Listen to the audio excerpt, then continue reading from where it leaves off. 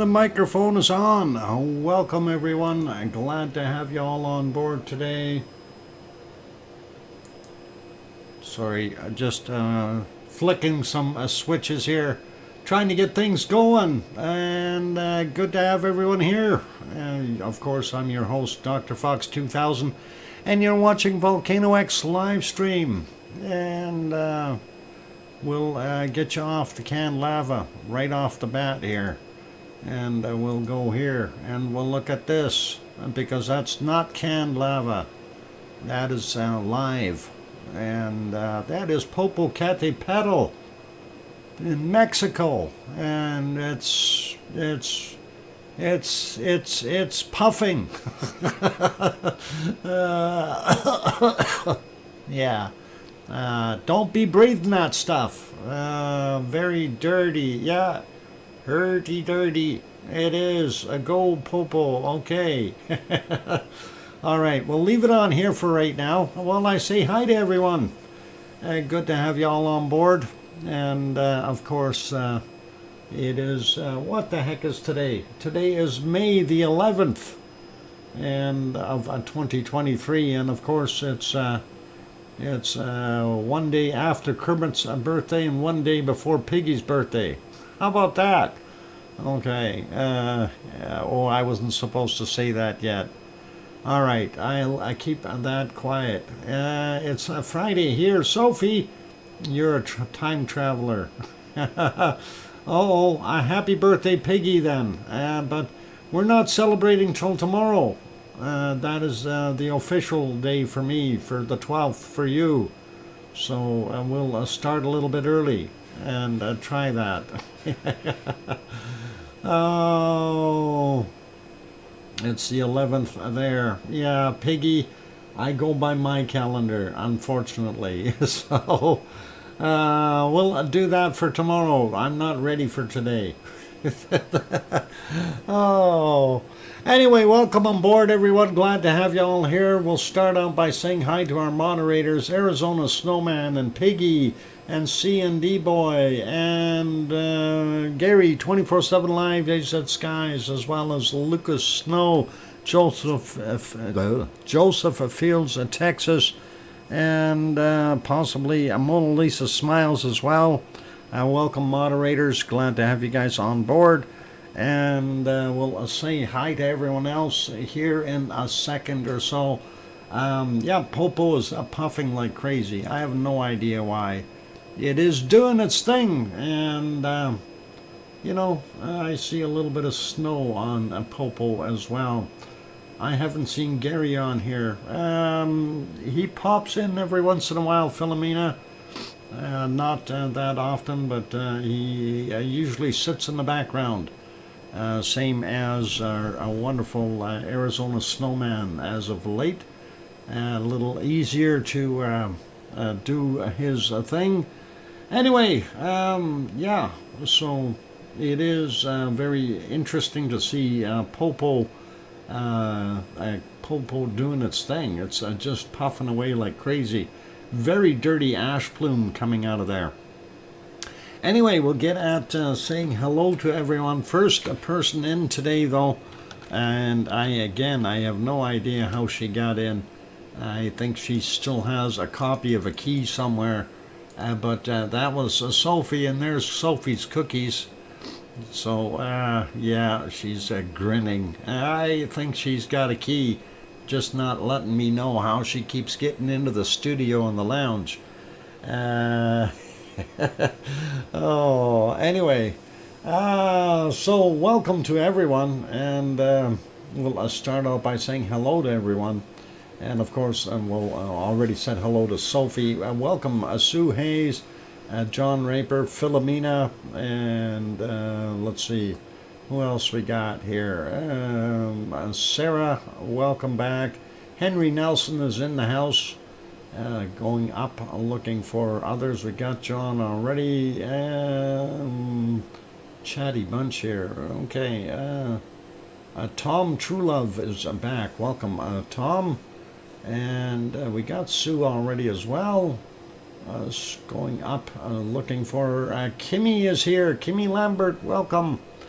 Good to have you on board. And let's see, who else we got? Oh, by the way, Kimmy, I'll ask you in a bit, but how many subscribers you got now? We got Dan and Gaines are both here. Welcome, both of you. And let's see, going up, Kathy is here. Aloha, Kathy. And we're going up a little bit more, looking for more wonderful people. As I scroll upward, I'm trying to pick out names that I haven't said already. Let's see, we got those. Epically Epic is here. Welcome, Epically Epic. Good to see you.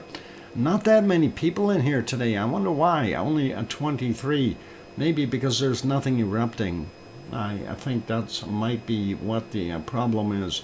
People want to see new stuff, and I get that. Welcome, Bill Kimmel. And who else we got? We got Dan, we got Gaines, we got Henry.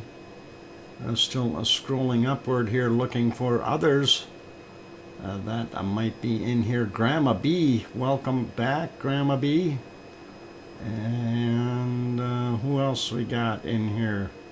Still scrolling. And scrolling and scrolling. DJ Puff the Third is here. Welcome, DJ. And I am up at the top as far as I can go. I don't see any other names up there. If I did not call your name out, I did not do it intentionally. People like Ken Wilson, who's snuck in the door, or you know, people like Tom Dice and Pepper sneaking in. They are resting for Piggy's party.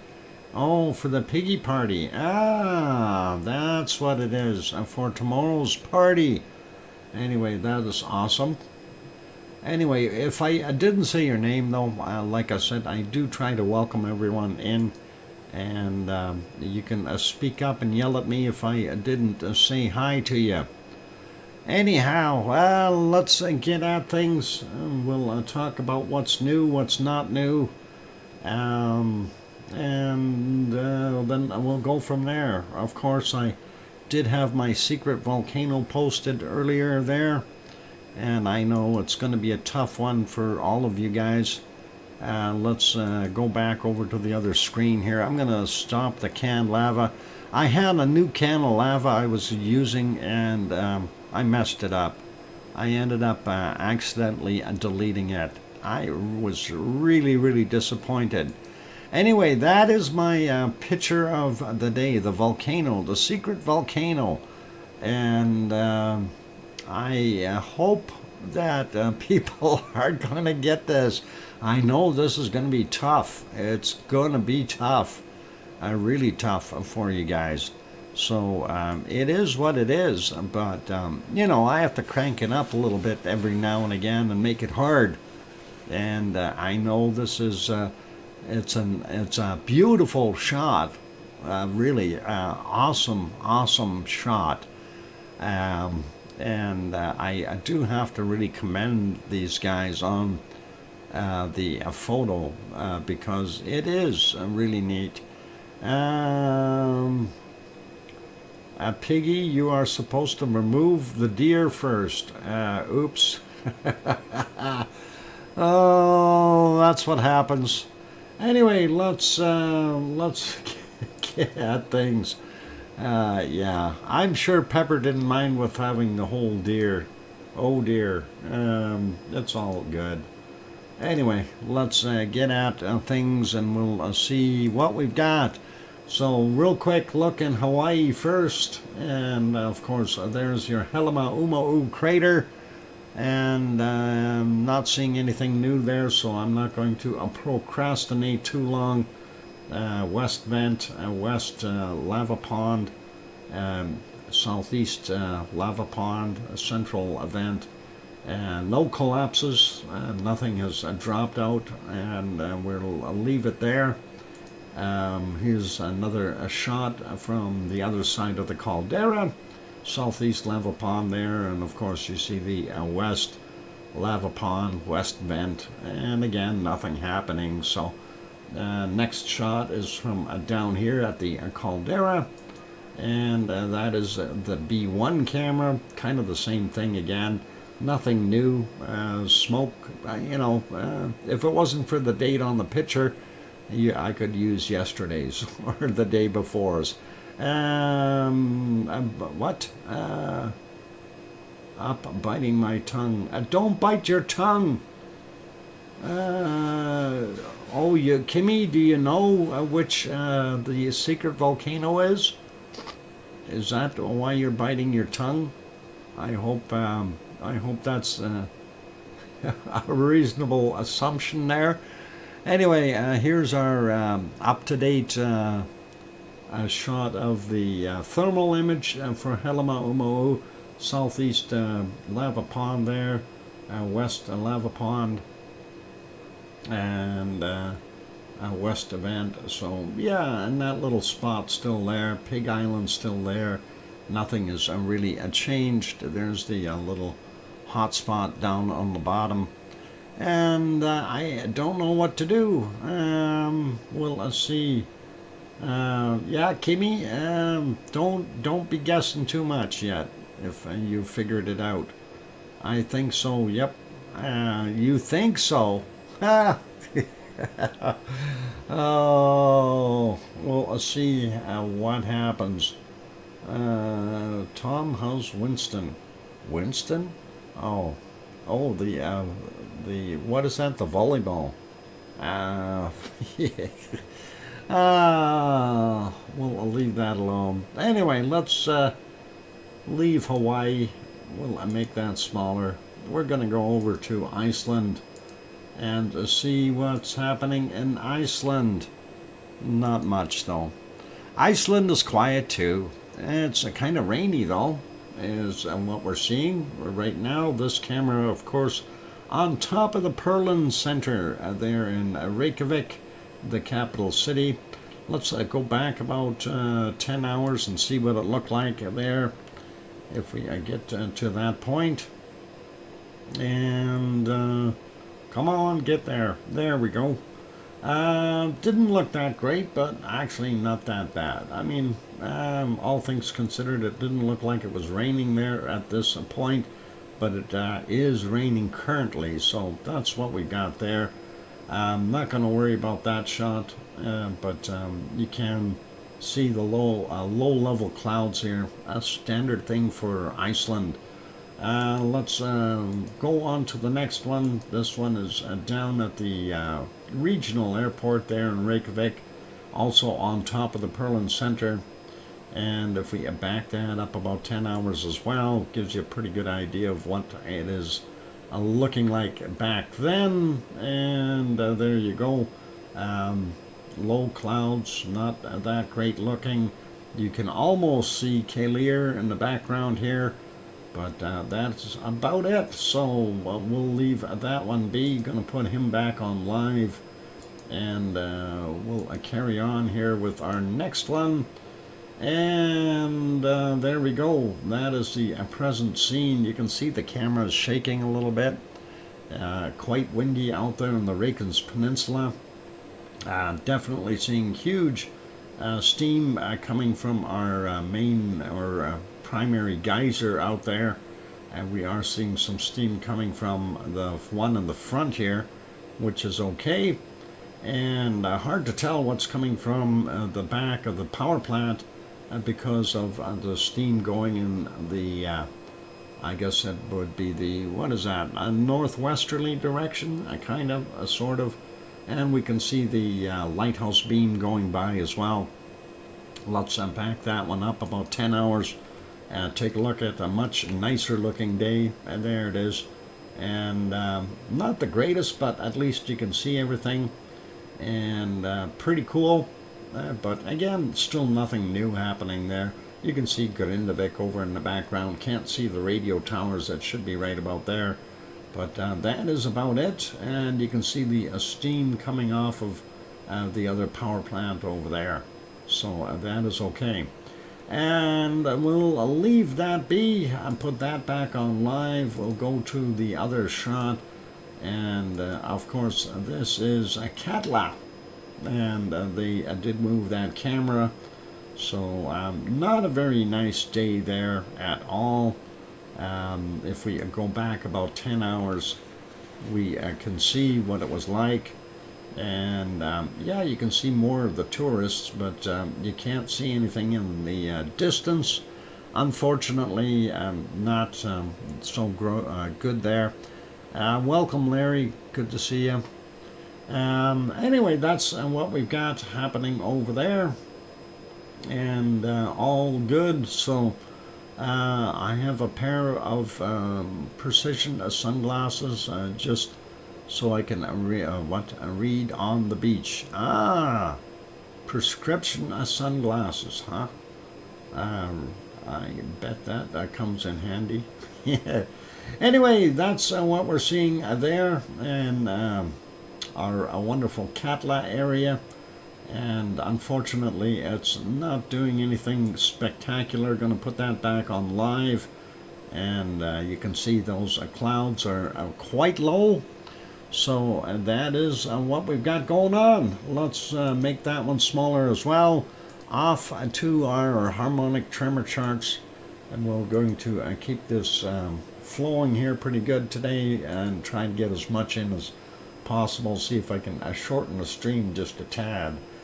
Anyway, seeing at what we've got here, it looks like an increase in our magmatic as well as our seismic and the tectonic, with some spikes coming in at, oh, I don't know, that'd be 2 hours, 3 hours, 4 hours back, maybe, yeah, something like that. If we go back about 4 hours from midnight, that'd probably put it around 8 p.m. or 2000.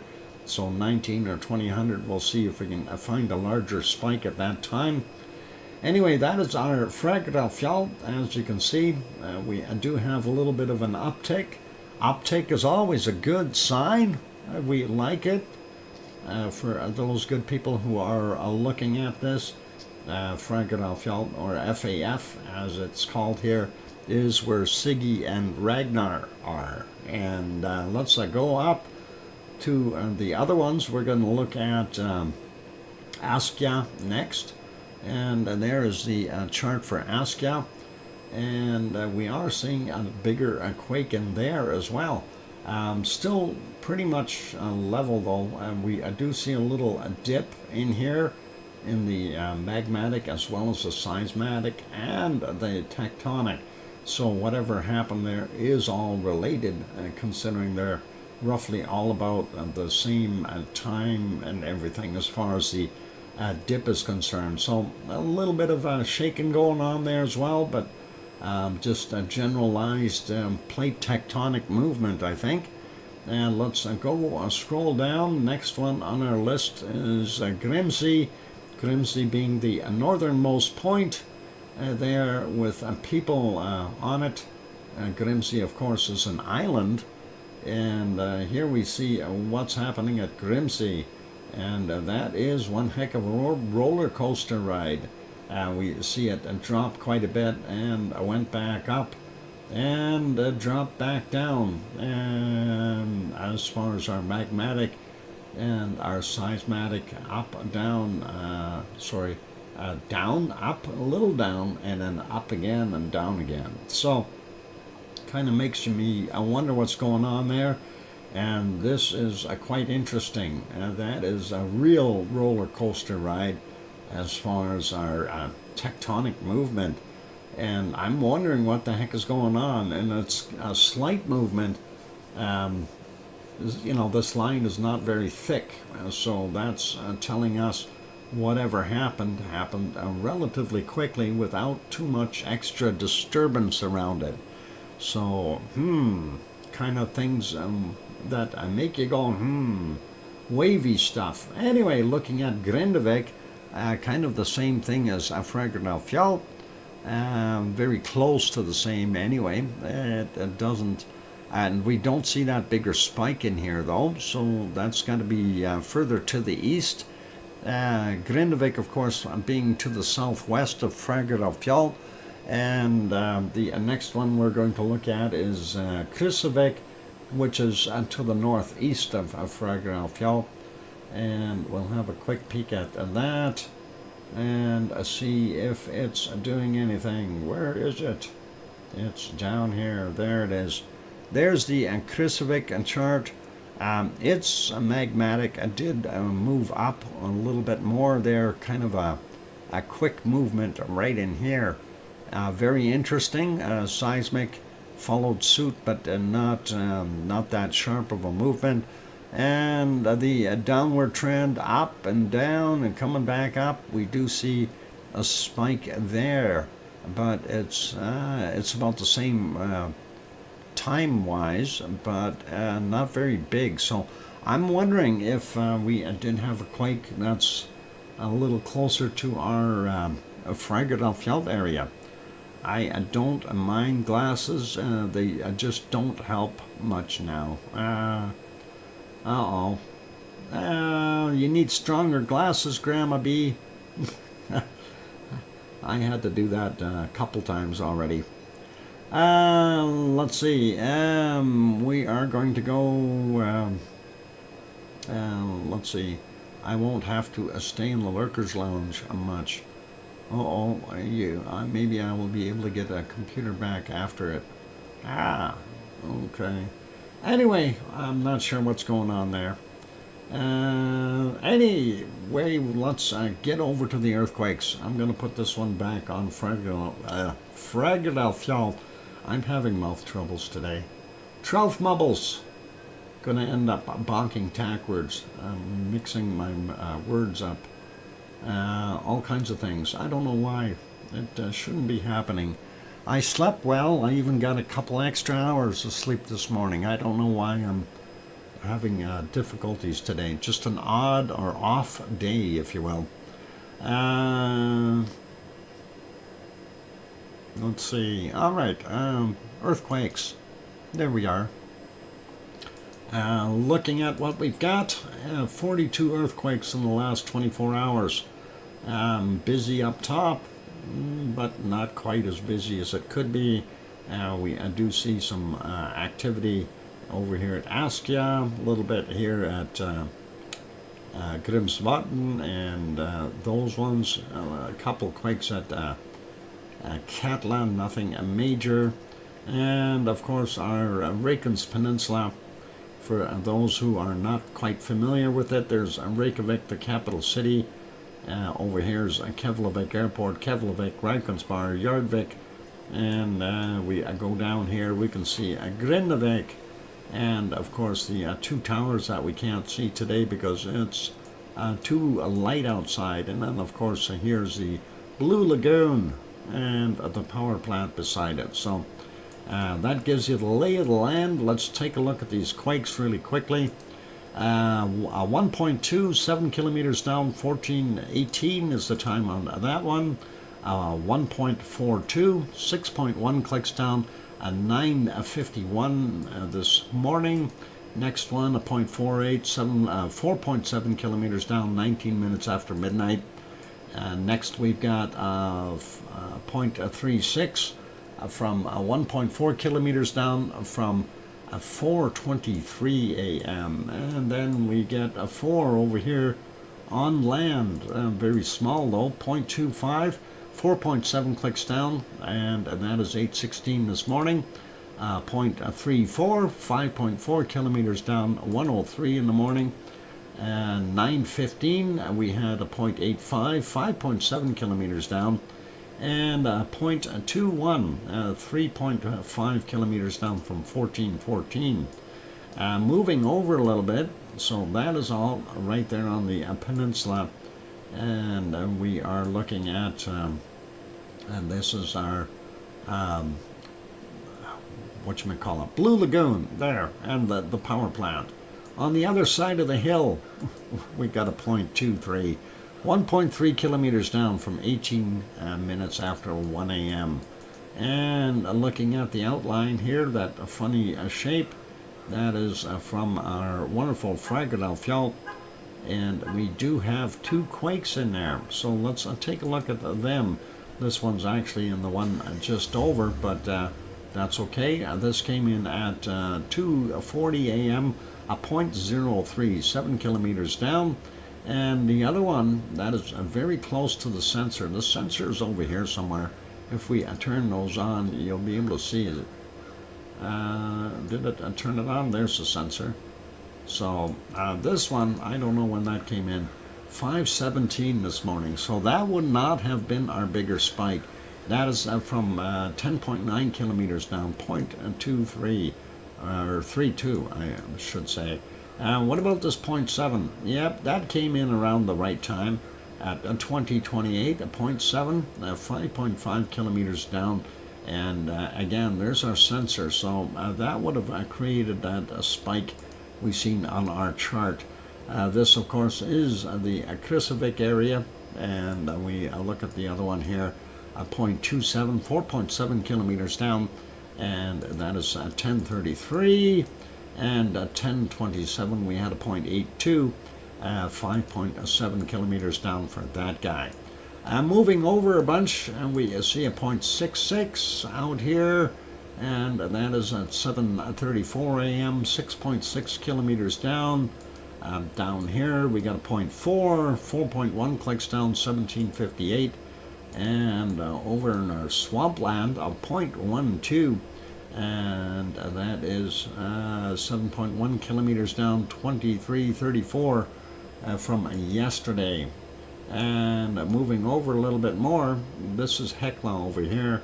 So this guy is kind of out in the middle of nowhere.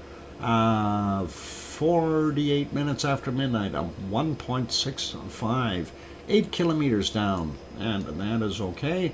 Over here at Katla, we have two quakes, a 0.62 surface quake, 135 meters down from 2:07 a.m. The other one beside it is a 1.05, also a surface quake, 135 meters down, not kilometers, 135 meters down, likely in the ice. 6:32 a.m. for him. And we'll carry on here. Let's not forget this 1.45 up on top there. 6.6 kilometers down from 2327. And let's have a look at these other ones. Grimsvatn is right there. And this is part of Bunga. So I'm wondering what these guys are. They're calling them Grimsvatn. 1054, and that is a 1.2 kilometers down. Then we've got a 0.15, 135 meters down, 8:01 a.m. And the other one hiding behind it is a 0.16, 1.1 kilometers down, and that is from 1:57 a.m. Next over, we've got a 0.44, 9.6 kilometers down. And that is at 1:08 this morning. Thank you for the 5-minute warning, Piggy. 0.9, 2.5 kilometers down, 1721 for him. Then we've got this 0.4, 2.9 kilometers down, 9:32 a.m. for that guy. Next one was from 8:24 a.m., 0.58, 496 meters down. Interesting. A little shallower. Anyway, a 0.01, 3.6 kilometers down, 1:46 a.m. Moving up to Askja, and we have a 3. Let's start out with the 0, and that's 2.5 kilometers down, and that is from 1830.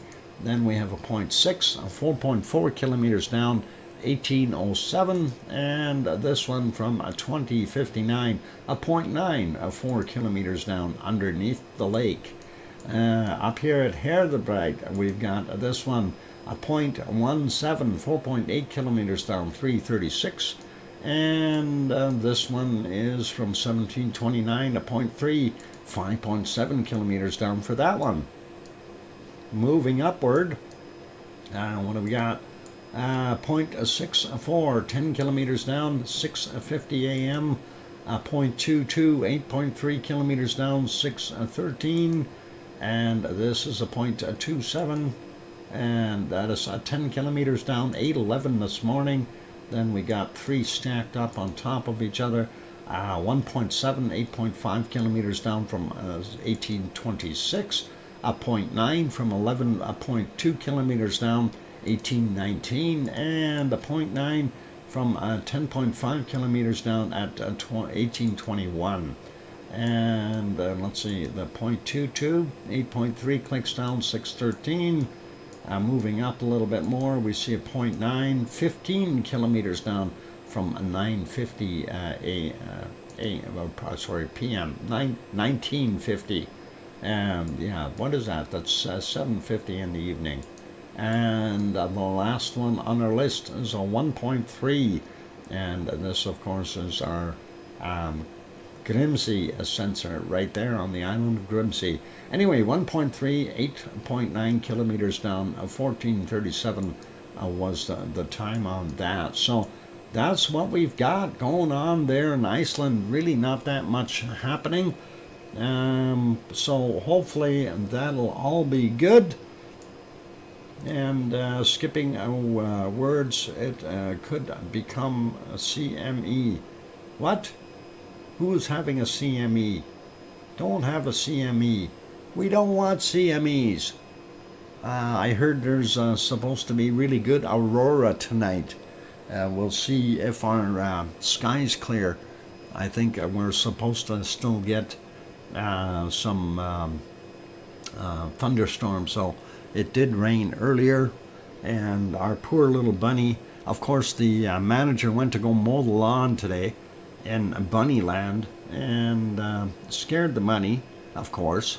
He has never heard a lawnmower before, so at least not close by, and he got big time scared, and he ran away, and then found where he was. He actually went in underneath my van.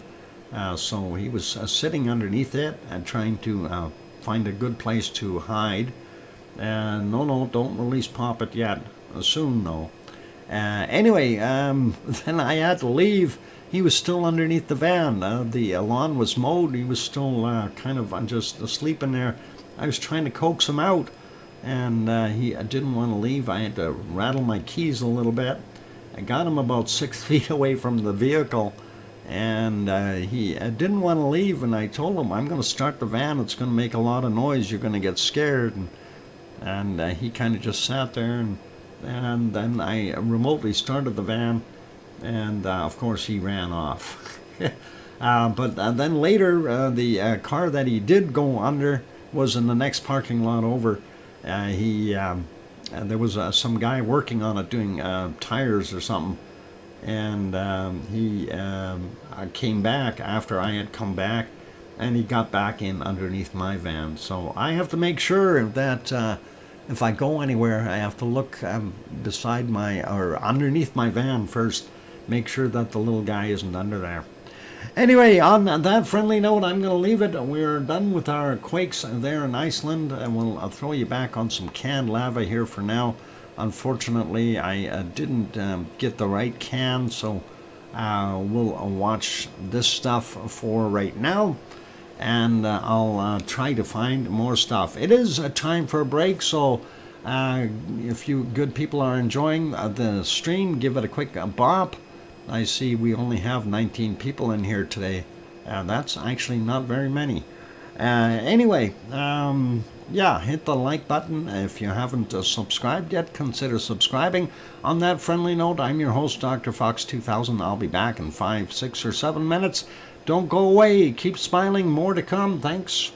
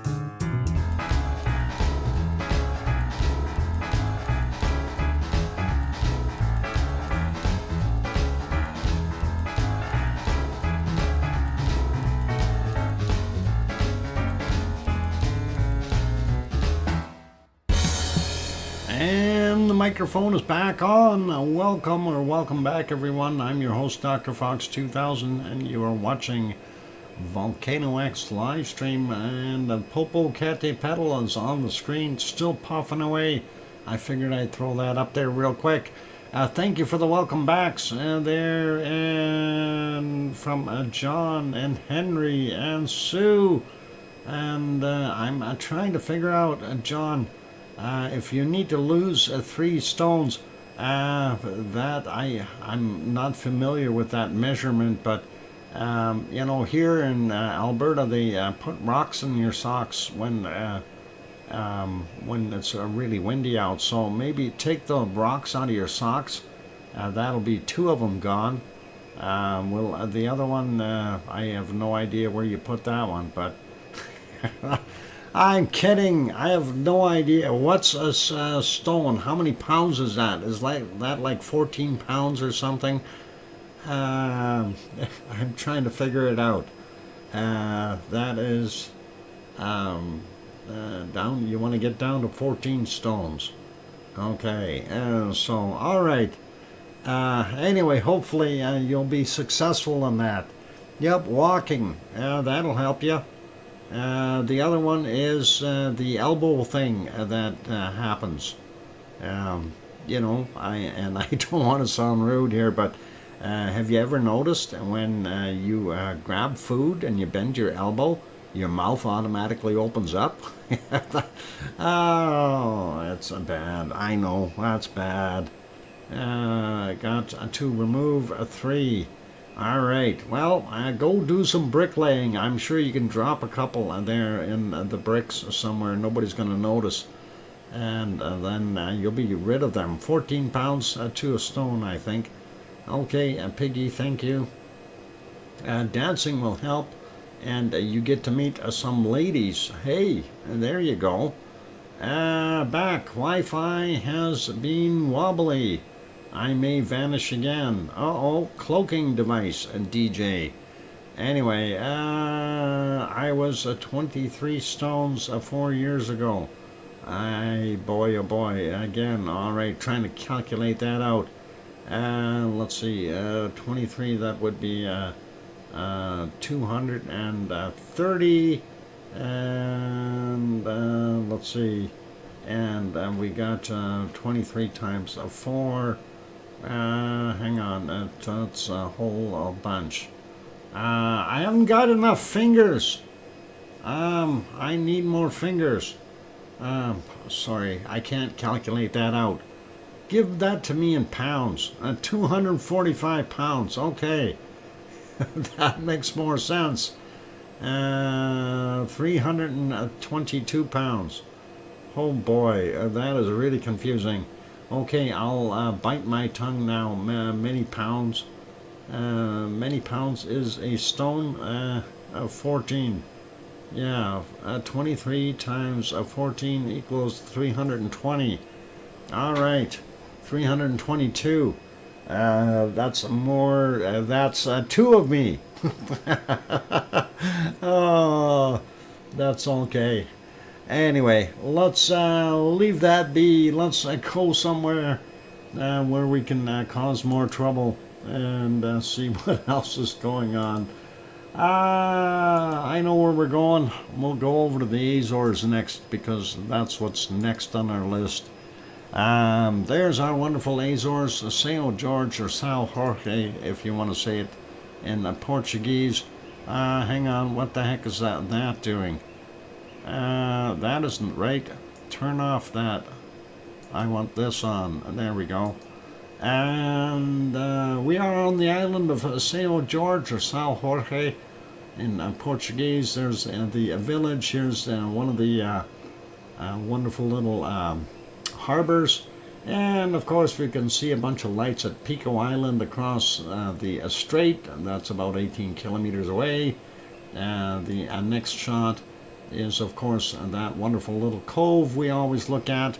And for those who aren't familiar with it, that is the shot of Pico Island, and it's a volcano, of course, Pico Volcano, and there's the cove, but neither one of those were from today, so just wanted to show you there. Anyway, we do see a little bit of that white water showing up on the shore here. We know the sea is a little bit rough, but that's okay.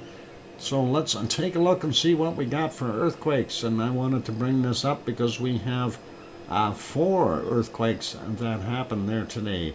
And we'll start out with the oldest ones first. This one from 8:52 a.m., 1.6. Next one is from 9:16, 2.2. And the next one from 9:21 is a 2.4. Got a little bigger. And the last one from 12:28, and that's another 2.2. So some activity for a change. We haven't seen quakes there for a little while on St. George. As you can see, the 7th was the last one. So 5 days, and we get 4 in a row, and that is pretty cool. Anyway, I'm going to refresh this map just in case there are others on here that we may have missed, and there was indeed one. So this, of course, is our other map, and this one is from volcanodiscovery.com. And let's take a look at these quakes. 45 minutes ago, 2.1, and that was at a surface quake. It came in at 22:59. UTC. Next one 10 hours ago from 14:08 UTC, 2.1 kilometers down. 2.1 in magnitude, 0 kilometers down. What the heck am I saying? 4 hours ago, 2.4, 10 kilometers down over at Terceira, and that came in at 18 minutes after 1900 or 7 p.m. UTC. Maybe someday we can take Pica Colima. It's a government site, and they just upgraded it to HD. Okay, if you can email me a link there, Kimmy, that would be cool, and we'll definitely have a look at it. Zooming in a little bit. Yona is here. Welcome, Yona. There's the 4 quakes. So 14 hours ago, 2.6 is what they're calling it. 8 kilometers down from 9:21 a.m. The next one is 2.2. It's one of them. Surface quake came in at 12:28. And then 15 hours ago, 1.6. And 8:52 would be the time on that one. Let's zoom in a little more. There's the 1.6. The other one is a 2.2 from what is it? From 9:16 as well, and that is also a surface quake. So a little bit of action right there, and surprisingly, that's very close to town here. There's that harbor we were looking at. So I kind of wonder what the heck is happening, and hopefully everything will be okay there, that we won't see any more activity right there. And that is a far cry from, the uplift that happened over on this side. So why are we getting quakes over here? Kind of odd. The other one, of course, on Terceira, and we want to go over here and take a look and see where it actually is located. And there's the caldera of the volcano, and this is just right on the flank of the volcano, the 2.4, of course, from 1918.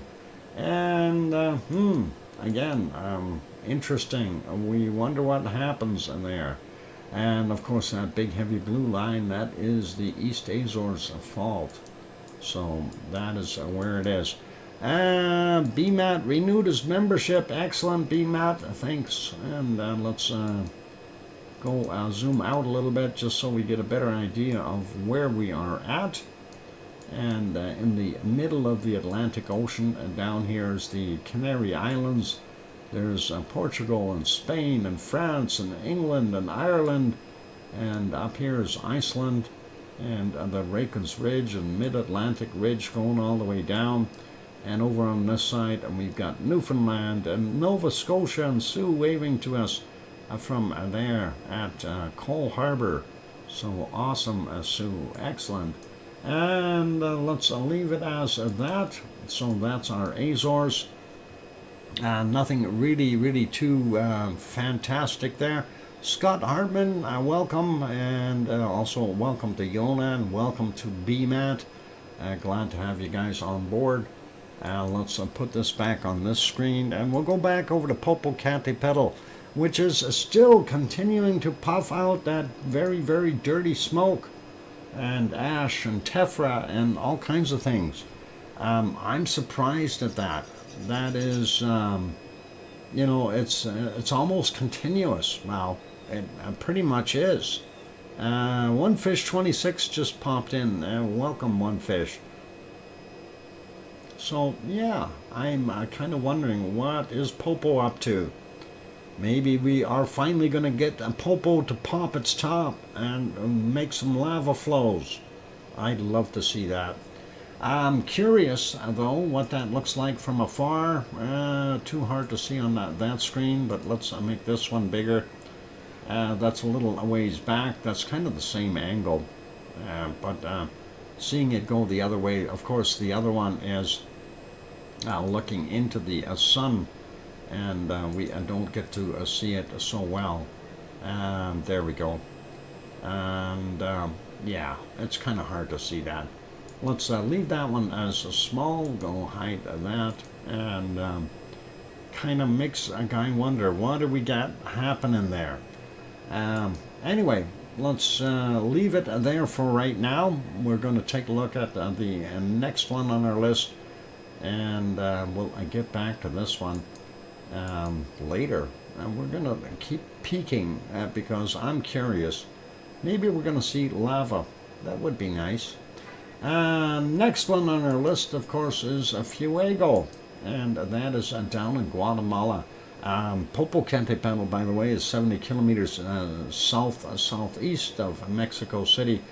Popocatépetl, of course, is in the clouds, and are a wonderful. Where is it? It's in Guatemala, and are we going to see it? Yeah, maybe. 11 hours and 21 minutes ago we could see it, and not very much though. It's partially visible, and yeah, it's basically a cloudy day there, so I'm not going to procrastinate on that one, and we'll continue on. Let's leave him alone. We don't know what's going on there. It's been in the clouds, so we'll leave it. And next one, of course, is our little further south, Messiah Volcano in Nicaragua. And of course we can see down into the caldera, not so well because of the smoke, but we can see that is a very deep hole. You don't want to fall in there. Going to refresh that photo, and we can see a little bit of magma down there, just a little bit, that reddish material. Yep, you don't want to fall in there. You're going to hurt yourself if you fall in. And of course, lots of smoke still coming out. So yeah, first drop, I don't know exactly how far it is, 200 meters, and the second drop again, same thing. So you got a good 1,000 feet to get down to the bottom of that, and don't fall in because you ain't gonna get out. Fuego in Guatemala, yeah, this is in Nicaragua though, further south. Let's go take a look at one a little further south, and that is the report from Nevado del Ruiz in Colombia. Earthquakes picked up slightly in a number, and near frequent eruptions persist. There's the wonderful photo came in from the 9th, and we can see the plume there, and some steamy action. So definitely some off-gassing happening. You can see that larger plume in the background as well. Very neat, and hopefully it will be okay. Let's see what else they got for pictures. And there is a strong thermal anomaly indicated, the ongoing elevated activity at Nevado del Ruiz, and that's from a Sentinel-2, and you can definitely see that in there, and that's from the 8th though, so still nice shot from overhead, way up and over. Map not working for me again. Uh-oh. Sulfur. I don't know if it's a sulfur.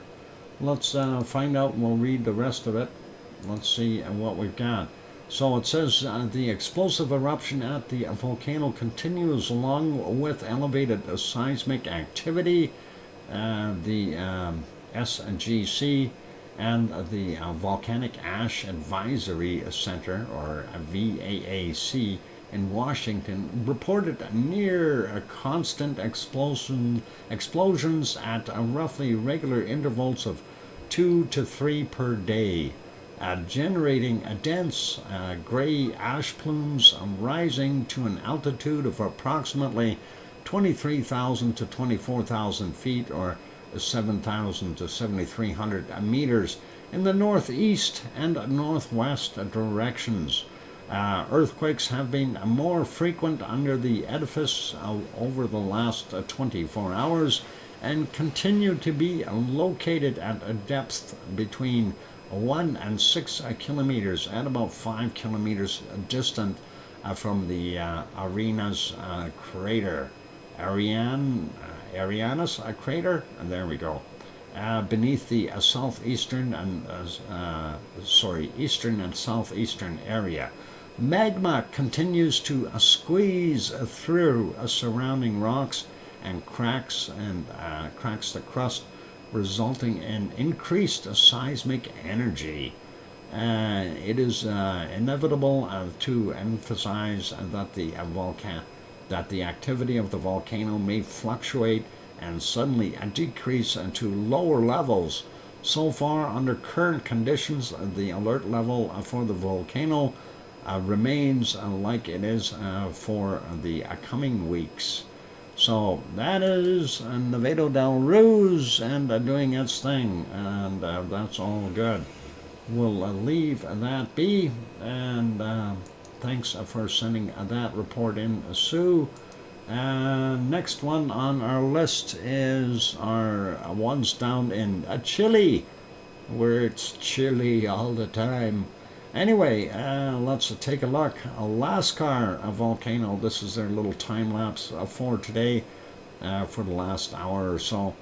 As evening sets in, we aren't seeing very much off-gassing or anything like that from the volcano, so not going to worry about it so much. And then next one is Laguna del Male, and we see less snow there now as the evening sets in, but that is the current activity.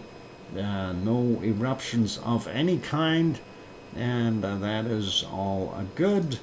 And the next one on our list is our out of focus Villarrica, and Villarrica, of course, down that's the furthest south one that we've got there.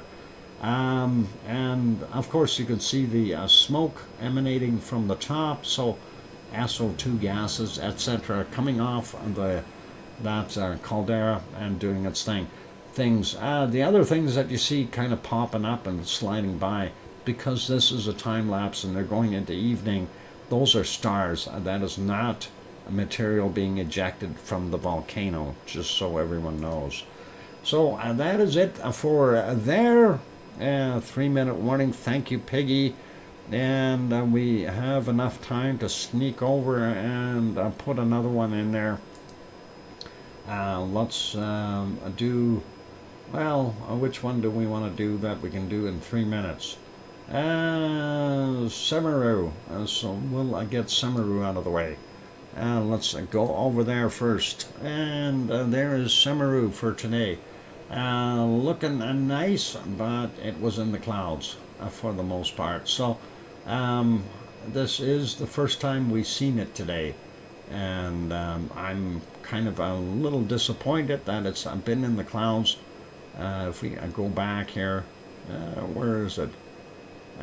This is 11 hours and 40 minutes ago. This next one. And there. And everything else in between was cloud. So unfortunately, I can't. Oh, hang on. We did spot a place where there is no cloud. Maybe we've got lava. Wait, don't run. This could be lots of fun. 2329, it looks like they had a small eruption of some sort. If we get a little closer, we can see that there. Yeah, not really see too much though. And then the clouds came back about half an hour later. I don't believe that there were any other shots in between there, because when I scanned across, I didn't even know that it was visible for that half hour. So that's kind of what we got. Back to now. So there we go. And yeah, it does look like it is throwing a little bit of a material off right now. Why are we not seeing our mouse there? There we go. And you can see that at the top of the caldera. And a little bit of smoke. So I don't know if it's doing really, really well or not. Sneaks up on Dr. Fox. He left the bolt. Left the bolt on my sty. Uh-oh. Piggy, did you get your hay all in place? I hope you got a new the new bale there in place for you.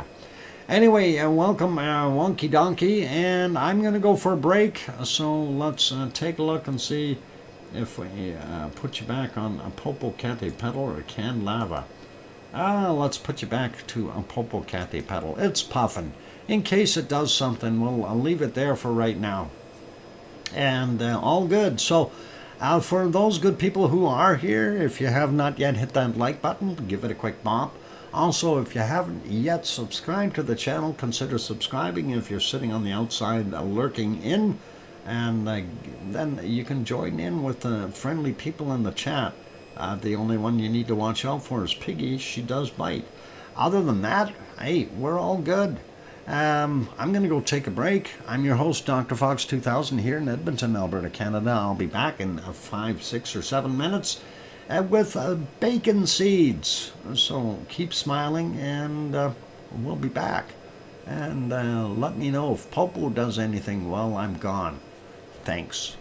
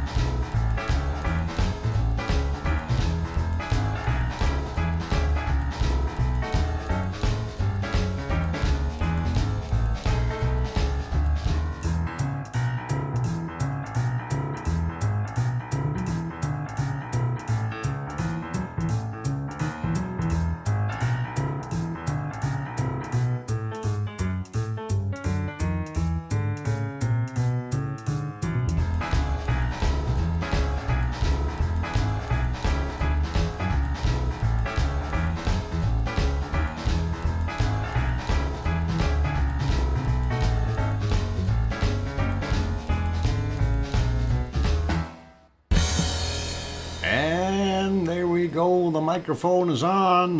Welcome back, everyone. Welcome back, the fabulous DrFox2000. Thank you, Piggy.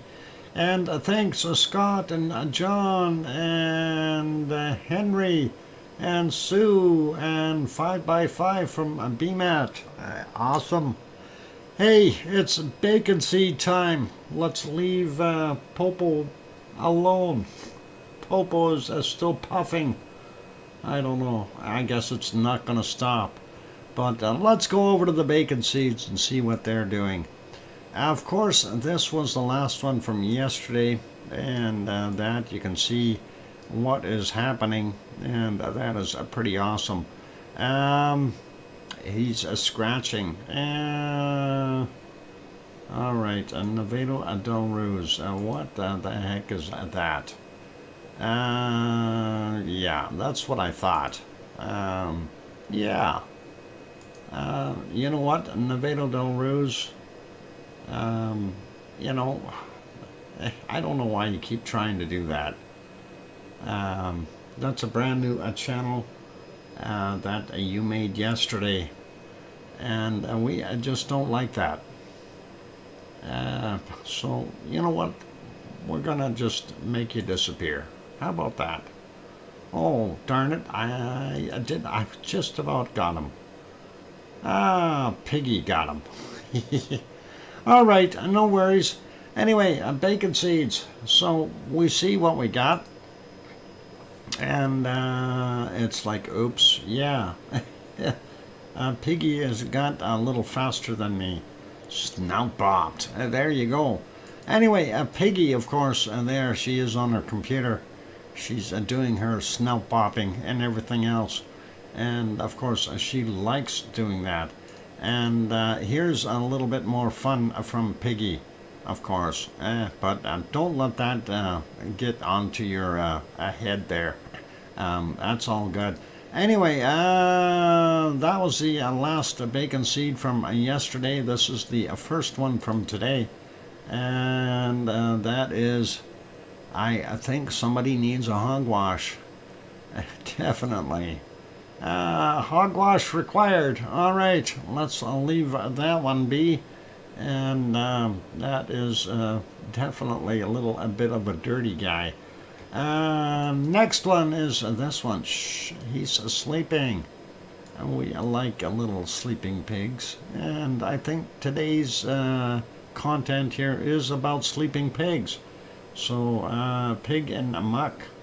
No, this one is just sleeping. He's having a good time snoozing. Sawing logs. Oh, look at all of these sleeping. This is what you call a pig pile. And that is awesome. Each and every one of them has their snout up. Well, most of them. Yeah. And they are sleeping. So, cute little guys. Piggy pile. 18, you think? I am not even going to try counting. Well, maybe I will. 1, 2, 3, 4, 5, 6, 7, 8, 9, 10, 11, 12, 13, 14, 15, 16, 17, 18. I come up with 18 as well. So I count 18. I use my fingers and toes. And I still have 2 spare. I guess 25? No, I'm guessing 18 is what I counted. We'll do it again. 1, 2, 3, 4, 5, 6, 7, 8, 9, 10, 11, 12, 13, 14, 15, 16, 17, 18. 18! What? Count the ears and divide by 2. Lizoid! That's a wonderful plan. EC, welcome. Let's get to the next bacon seed. I'm seeing spots. Another pig pile. I don't know how many's there. What? 1, 2, 3, 4, 5, 6, 7, 8. At least 8. I count 8 in this batch. Lots of little bacon seeds. These are spotted. 9 in there? I only count 8. Where do you get the 9th one? There's 1, 2, 3, 4, 5, 6, 7, 8. Oh, maybe at the back there. Yep, I see a ninth one. We don't see his head, though. All right, 9 in there. Okay, Piggy.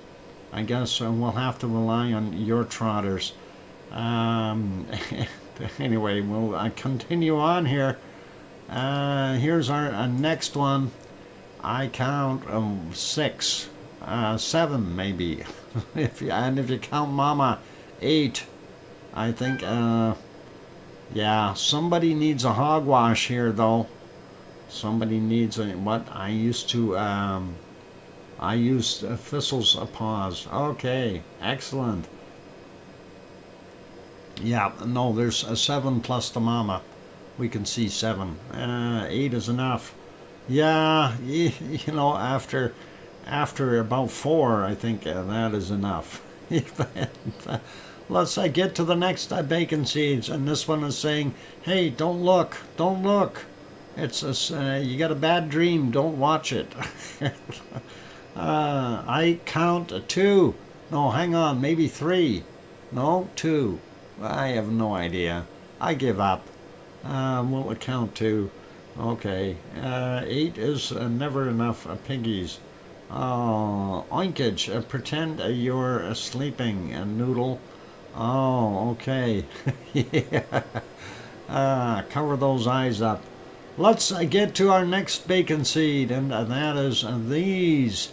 There's more. What do we got? 1, 2, 3, 4, 5, 6, 7, 8, 9.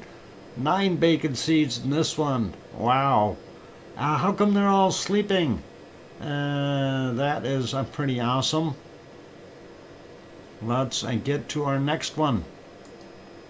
Oh my God, there's even more in this picture. 1, 2, 3, 4, 5, 6, 7, 8, 9, 10, 11, 12, 13 plus Mama. 13 and the Mama. Is that about right? I don't know if we can count all of them. I had to borrow fingers for this one. That is a lot of bacon seeds. A lot of bacon seeds. Anyway, yeah, pretty awesome. Baker's a dozen plus Mom. Yep, I guess so. And here's another pile of bacon seeds. What do we got in here? 1, 2, 3, 4, 5, 6, 7, 8. 8 in this one.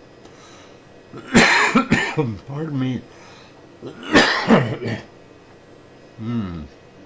Okay, 8 bacon seeds. All right, and that was supposed to be the last one, but I added a GIF file here, so let's look at our last bacon seed. They're coming to get you. It's the pig races. And how many in that race? Oh boy, this is going to be tough. They're moving targets. Oh my God, there's got to be 8 in there. I think. Running of the pigs. Yeah, running of the bacon. Yep, that is, it's a breakout. Yeah, they're heading for the hills. That is awesome. I wonder how they got that camera to, I guess they're following whoever. There's more than 7 there, isn't there? I'm trying to count them. They're going so quick, it's hard. 3, 5, no, I think there's 8. I'm not sure. There's 4, there's 8. 8 of them. At least that's what I count. But it's pretty good. I like that. Running of the pigs. Anyway, that's our last bacon seed for today, you guys. So, our bacon seeds, plural. And, yep, on the more trailing. Yeah, I think that's what we got. Yeah, we're all good. Anyway, we'll leave that be. Let's get over to our next volcano, actually, before we get over there. Popo is still doing its thing and puffing away. So, mystery volcano. Oh, yeah, Popo is puffing at the mystery volcano. I'm going to give you a hint. The mystery volcano is not Popocatépetl. Oh, I know. I'm so mean. Let's get the mystery of volcano. I want to stop that lava though. And there we go. We stopped it. Mystery of volcano for today. And some people have already said that they know which volcano this is. And yes, thank you, Piggy, for the wonderful bacon seeds. It is not Stromboli. Sorry, it is not Stromboli. It's not Carrot Top. It's not all. No. Oh, it's not Geldingadarler. Sorry, no, Kimmy. What is that? I don't know if you were trying to say Semeru, but it's not Semeru. It's not Geldingadarler. It's not a Semeru. It's not a gelding. What is it? Gelding. Ding dang dongler? No, definitely not. Extraterrestrial activity? No. EC, sorry. And no, it's not Dang It. Dang It Volcano is not on the list today either.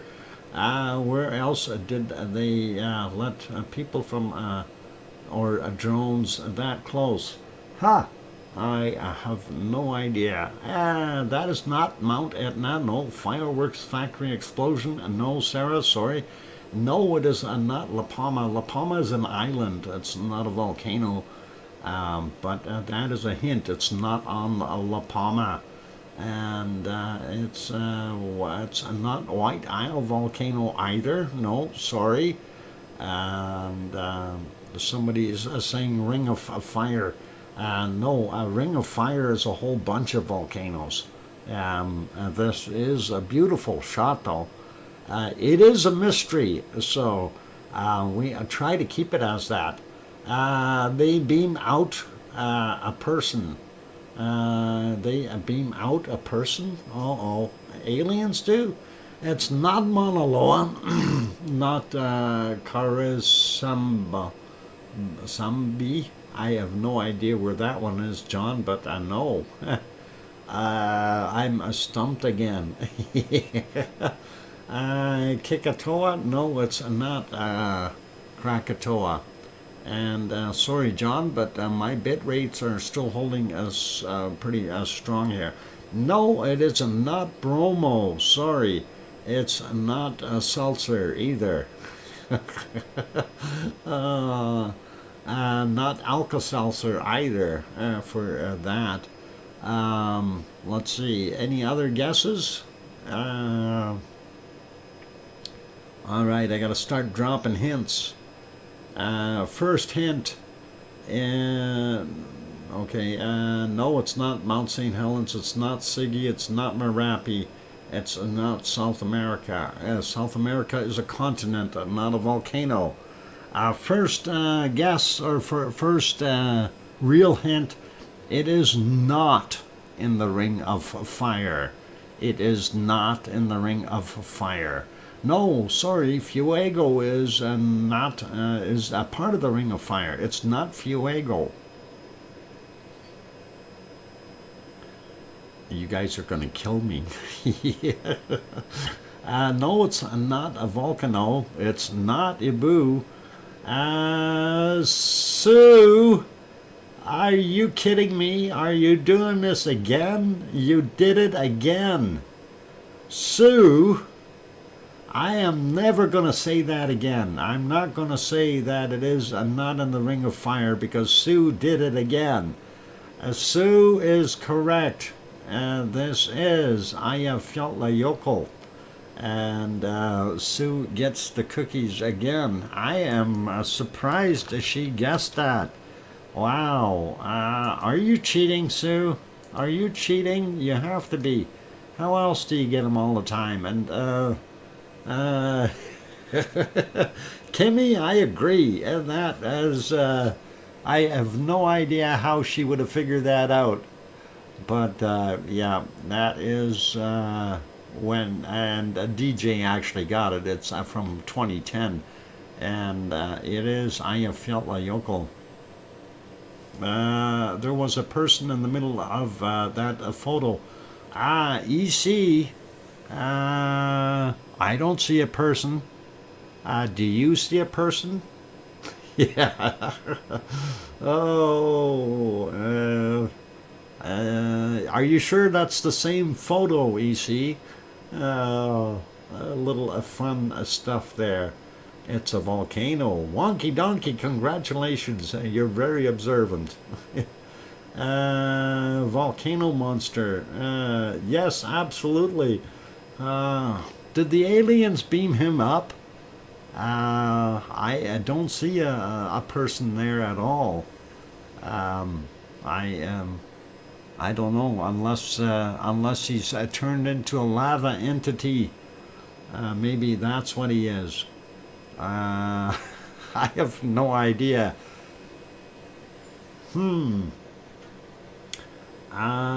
Yeah. So okay, I'm confused when you say there's a person there. I don't see a person there. I'm sorry. Not in this photo, anyway. I am kind of surprised that you would mention that there's a person there. But not on my screen. I swear that was a guess. Oh. Oh, Miss Spelling Bee Queen got it right. Anyway. Yeah, I don't know if there was a person in there or not. I certainly don't see one. In this particular shot. Maybe that was a slightly different picture. I have no idea. That knocked the quarter-line palm down to the ground. That was so fun. I absolutely love doing these mystery volcanoes. Okay, well, we'll see what we can come up with for tomorrow's.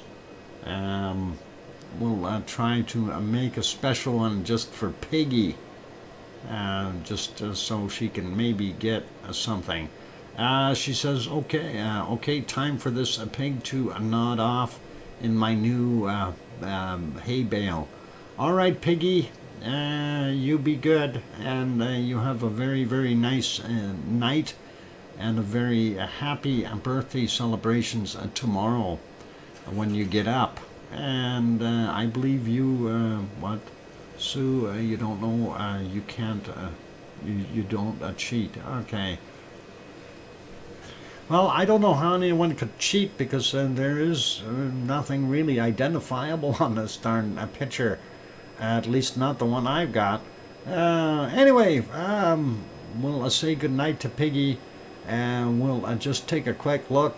Popo Catty Pedal puffing again, doing its thing. So Popo is busy, very, very busy.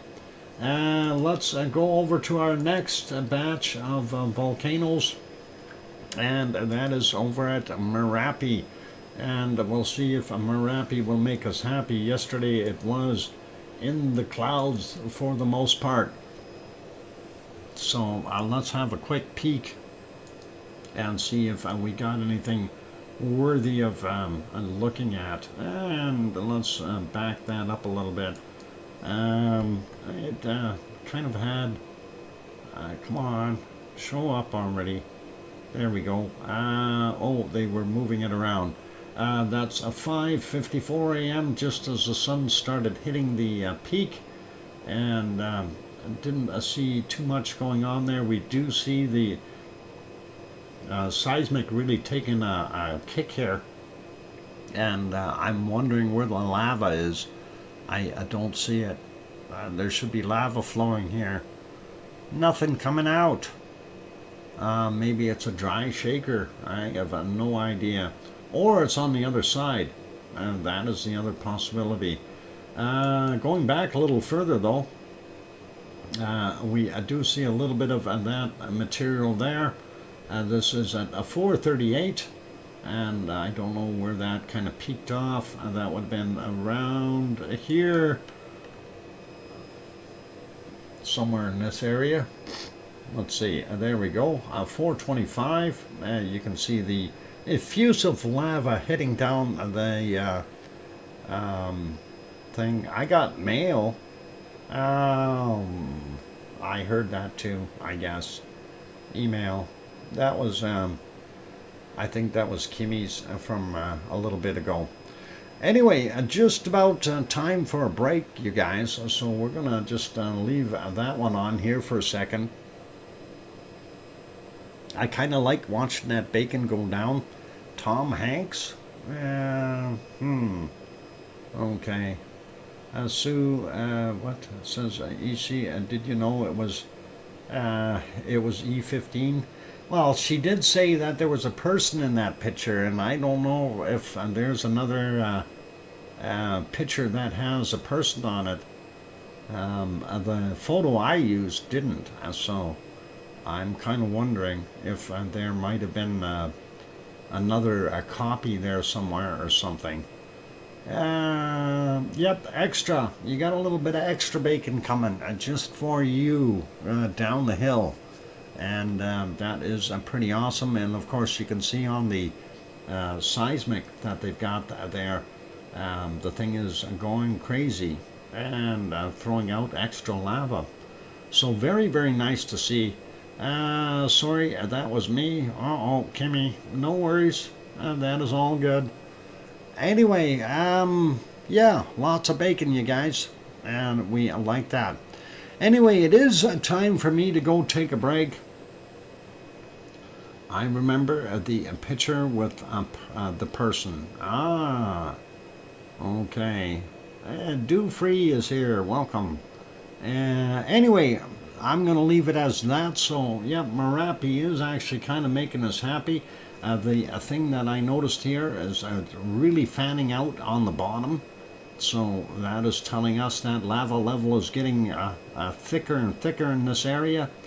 And the fanning is continuing. And we are seeing that go quite a distance down the hill, almost to that 1 kilometer mark, which would be down here somewhere. So pretty awesome.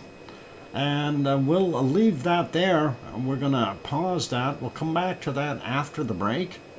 For those good people who are here, if you have not yet hit the like button, please give it a quick bop.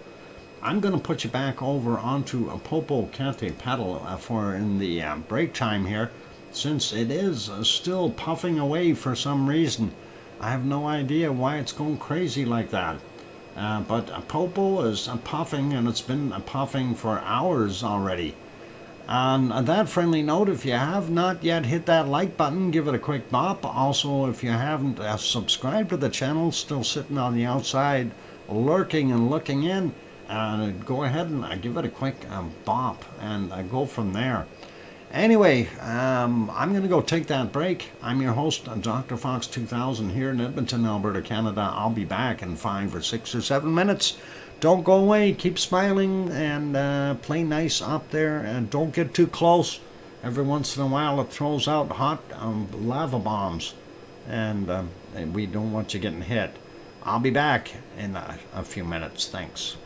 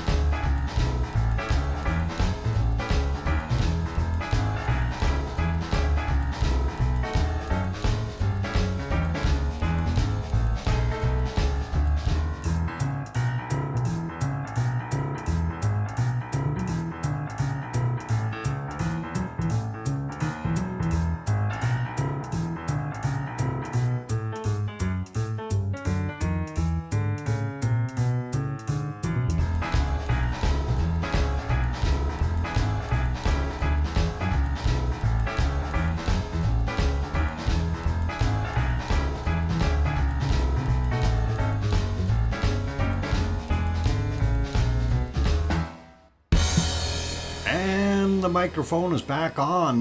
Welcome back, everyone. I'm glad to have you all on board here. I'm just checking into things here. Somebody, of course, mentioned, I think it was Sarah, that there was a 5.5 quake there at East Shore, California. And it's kind of funny. They put in a tsunami advisory on there, which has no tsunami, but I thought that was a kind of a big quake, so I would go take a look at it, and it has had a bunch of aftershocks. No tsunamis, but a bunch of whole bunch. And we'll take a look at those once we get into the earthquakes. That is kind of interesting, and that is quite a distance inland. And that quake says it's 1.5 meters, 1.5 kilometers above sea level. So very interesting to see that one. Nevertheless, let's carry on with what we were doing here. Of course, we were watching Popocatépetl do its thing during the break. Welcome to Judy M, and thank you Sue and Dufree and One Fish for the welcome backs. Do appreciate that. And let's see, anyone else in there? No. Enjoy the dentist? No, I never enjoy a dentist. They don't taste very good. Oh boy, and thanks John. There we go. All right, back to where we were. So let's go. I'm trying to keep my screens straight here. Let's go back over here. We were going to look at that, continue with our descending bacon at our wonderful Merapi, which was trying to make us happy. Anyway, and that was what we had earlier there. Going back a little bit more, there's a couple more reasonable flows. This one at 4:04 a.m. I do see the lava heading down the hill, and of course I want to see if that did spread out just like the other batch. This one isn't quite as heavy. It looks like up top here, that is really filled up. That used to be quite a deep little canyon that the lava was flowing down, but all this effusive lava has really filled that canyon up. And it is no longer a canyon, it is now a pile of lava that is cooled and solidified. Well, it's not really cooled, it's just cold enough to sit there and not do anything. Without a constant lava flow on top of it, it's going to continue to build up and be that higher level of effusive stuff. Afar just started streaming Samaru in 4K. Okay, well, that's interesting. We already had a look at Samaru. It wasn't very fruitful. It was in the clouds for the most part, from what we've seen. Anyway, going back a little bit more, here's another one, and this one is, let's make that a little bit bigger so you can see it. That is from 3:50, so about 15 minutes prior to the one we just looked at. And again, you can see the lava going down, and very interesting. Nice to see the flow, so it is what it is. I'm just trying to see, there was a few more here. There's another bigger one just a little while back here I wanted to get to. I'll leave this one be, and we'll go to the next one back. And this started at 3:32, and you can see that really kind of popping out and doing its thing, really kind of nice. And yeah, Kimmy, I don't know about Afar. I don't know which stream he's using, but you know, if he's using the ones that they are providing there, I really don't know what to say about it, because Right now I'm looking at Semeru being completely covered in cloud. Yep, super cloudy at Semeru today. Yeah, so you know, whether you got it in 4K, 1K, or 480p, uh, the clouds aren't going to help you see it, unfortunately. Anyway, this was quite a bit of lava coming down, and of course we see the seismicity here indicated that it was pretty strong. Merapi lava is so beautiful. Yeah, it definitely is. It's worthy of having a look, and Frecom is definitely doing a fantastic job with his cameras, and that is all awesome. We do see it coming down from the top. Beautiful stuff. Let's see if there was anything major prior to that. I know there were some other ones, but I don't think they were that intense. This one, of course, is probably the most active one that we're seeing right there. Let's see, I'm just going back. I did find another one that was pretty heavy, so we'll go back to that one in a second. I will let this one flow, since this looks like a double burst. This is why I'm here, says John, for the bacon. He likes bacon. He wants to see the bacon. And yeah, it's always awesome. I like bacon too. Not only does it taste good, it looks good too. Yeah, bacon coming down that hill. That is, and you know, we see that fanning out really, really nicely from about here. That's that same spot where the gorge narrowed, and then it built itself that kind of a ramp, and that's where it starts to really fan out from that point. But it's really filled up top here as well, in that canyon that it used to have. I'd love to see what it looked like now in comparison to what it was previous. I remember the previous video that I watched. You know, it showed the guy flying the drone up there in the canyon, and the sidewalls were quite steep and quite high up, and that was from all the way down on the bottom here, all the way up. And now, well, there's no more canyon. Really, it's filled up. Let's get back to the other one here, right around here somewhere. Should be very close. There we go. And that's from 226, and that will be good. Wife will not eat anything that has a name. I love to eat, personally, bacon is a bacon. Okay. Anyway, that is another one of those fairly heavy flows, so nice to see that. And again, the seismicity, you can see that on that chart going through on the bottom there. Looks pretty awesome. I like seeing that. That's pretty wild. And again, you can see how it is fanning out. So very cool to be able to see that lava doing its thing. I think that is about it. I don't know if there were any other really big ones. Well, maybe. Hang on. There's one more big one we want to look at for sure. This one here. Let's try that, and well, we just finished some seismicity, and I will see that's probably the leftovers from it, but we'll should be able to see some more popping up here in a second, and you'll see it. There it is, and it starts getting pretty rough and violent.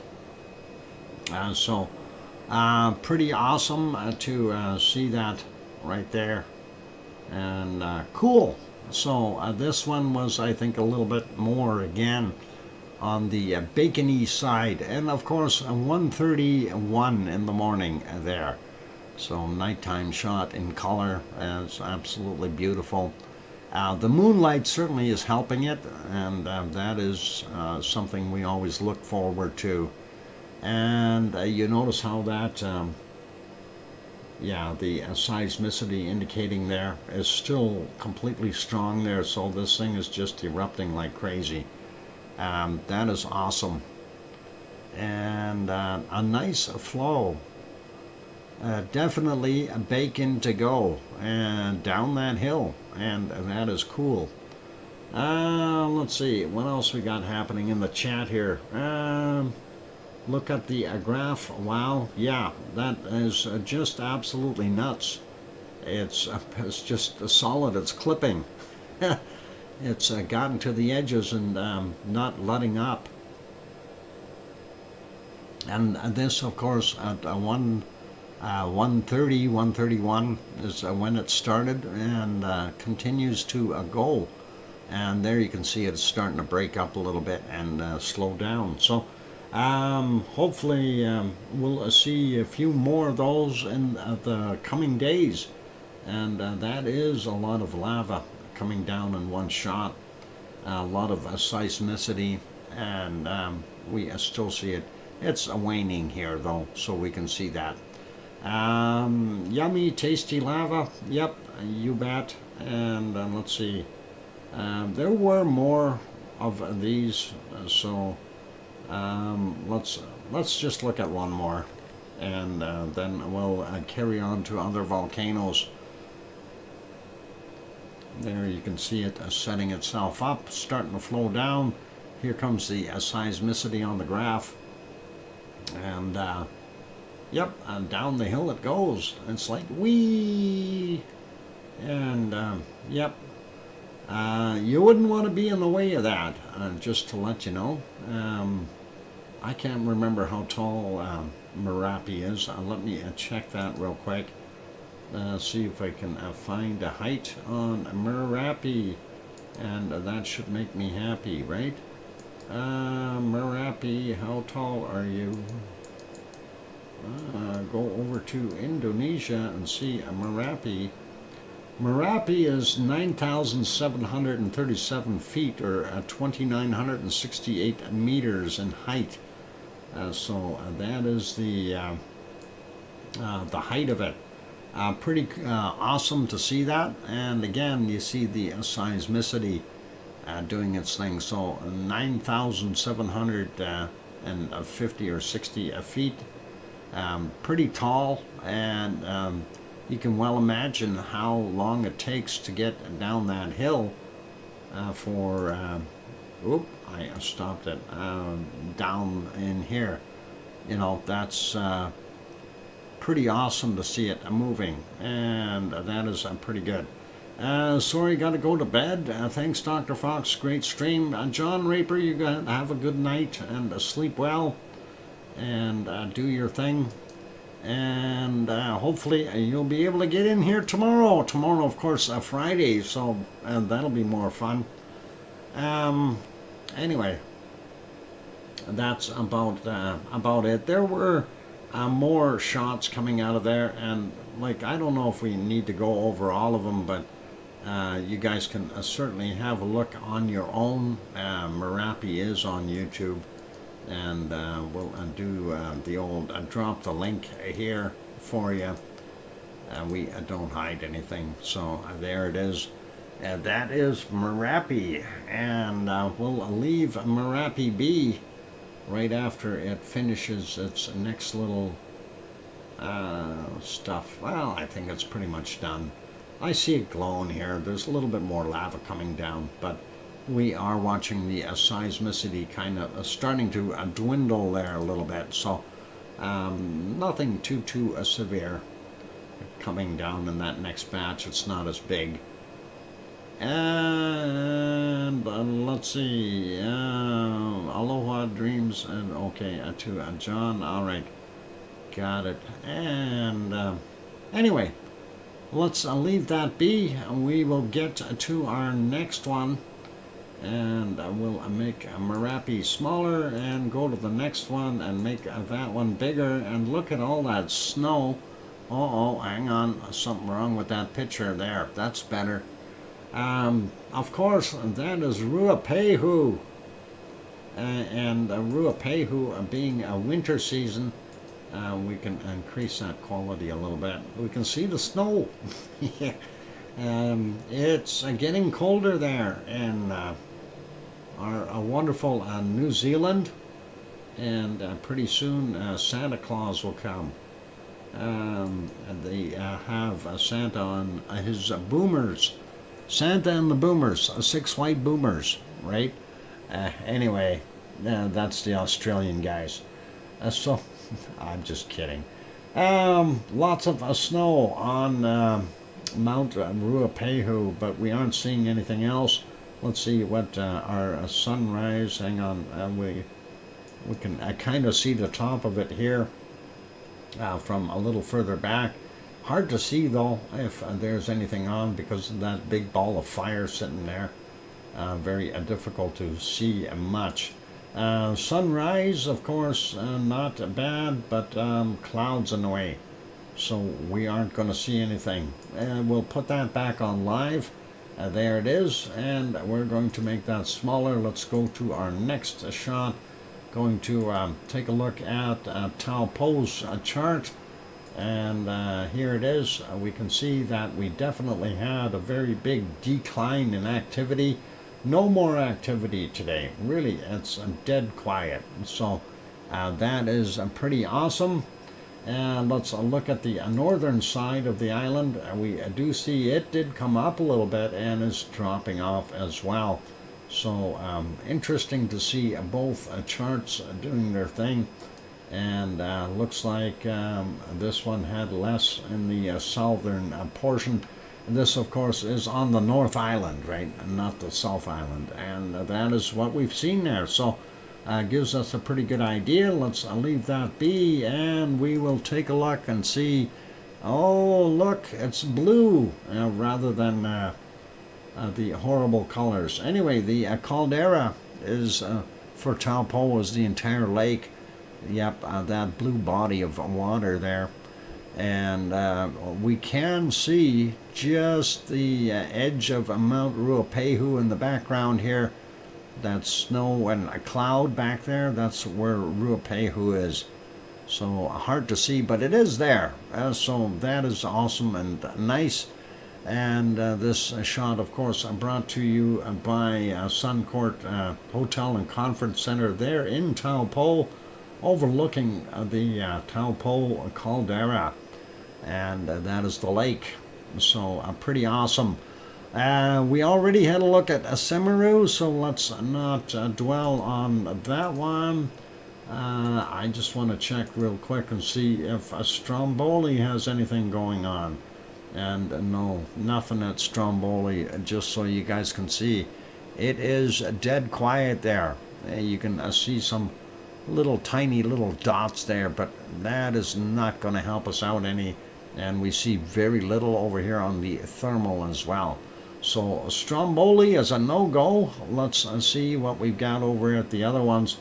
And this is supposed to be a Yellowstone. Why is that not moving? Okay, Yellowstone National Park, where you see a Sasquatch is wandering around in the distance. You have over 500 active geysers there within the park, and if you look at the maps that are on this site, and Sue just called up the link for it. If you want to take a look at it, you're more than welcome to do so. This one here is kind of interesting because we don't typically see it. If it pops, it's previously left big marks over on the other side here. So very interesting to see that material coming out of there when it did throw all that dirty grayish material out. It was kind of weird that one day.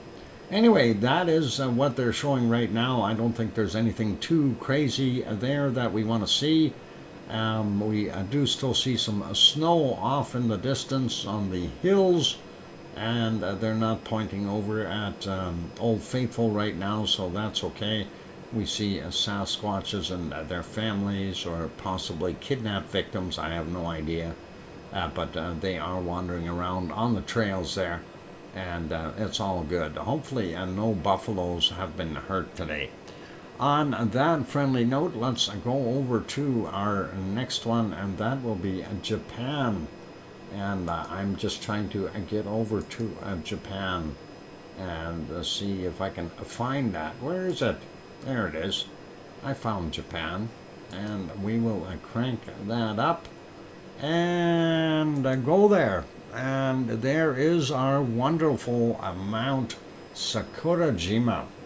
Sakurajima, of course, is doing its thing. It's quiet. I do see a boat there. I don't know whether it's coming or going.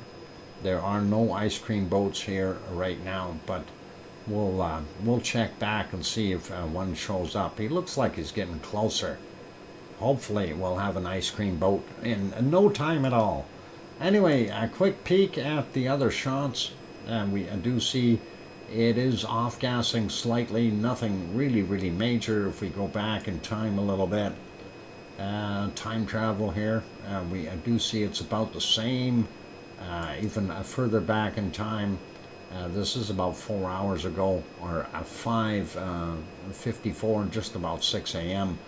We see it was kind of venting from the central vent up top there. Little dirtier material coming out, but it is okay. And we see the other vent here, very little coming from it. So let's go back a little bit more and see just before dawn, a little bit more material coming out, but that is what we've got there. And during the night, of course, always hard to tell what's going on, but that plume looks like about the same size. Nice clear skies, so we should be able to see some of the other ones as well. What I was looking for is to see if there's any glow right in here, and I don't see any, unfortunately, and that would indicate the lava sitting there. And again, going back to 151, we don't see any there either. And a little bit further back, no, still no lava at 53 minutes after midnight. And getting to about here, I don't see any either. So let's put that one back on live. We'll make that one smaller again. I go to the caldera, or a crater shot as they call it, and there you can see that kind of an orangey colored material coming out, and that obviously some kind of likely high in iron or something, as well as SO2 and other materials. We do see the other vent here off-gassing, so pretty cool to see that. And let's see, it is a time for a break, you guys. I totally missed that. You need to still eat it with your fingers. What are you eating with your fingers?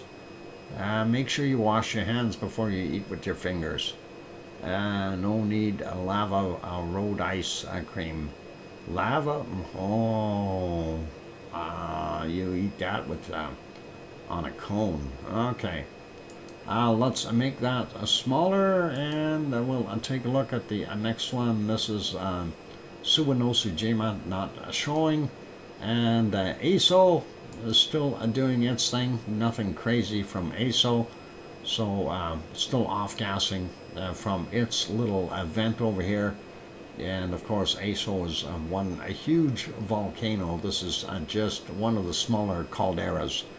Let's make that smaller again, and the last one that we want to look at is Asama-san. And Asama-san right now behind clouds, but earlier it was cloud-free. You could see it's continuing to off-gas with a little bit heavier action than it had before, and I'm wondering if we are going to see something erupt from there in the near future. Okay, let's put that one back to live as well, and just go back peek. Is that no ice cream boat still didn't show up? Okay, let's take a look. Is Popo? No, Popo is well, Popo is still puffing. I don't know. Yeah, we could leave it on Popo Cate pedal. We'll undo that. we'll feature Popo today as far as Popo is puffing. And we will get, where's the ice cream boat? We'll check on it in a bit when we get back. And then we'll do the volcano report. And then from there we will do, what is that? Earthquakes? Yeah, we'll do those. Anyway, here comes some music for those good people that have not yet hit that like button. Give it a quick bop. Also, if you are new, sitting on the outsides, peeking in, consider subscribing. That would really be awesome. On that friendly note, I'm your host, DrFox2000, here in Edmonton, Alberta, Canada, where we've got thunderstorms overhead.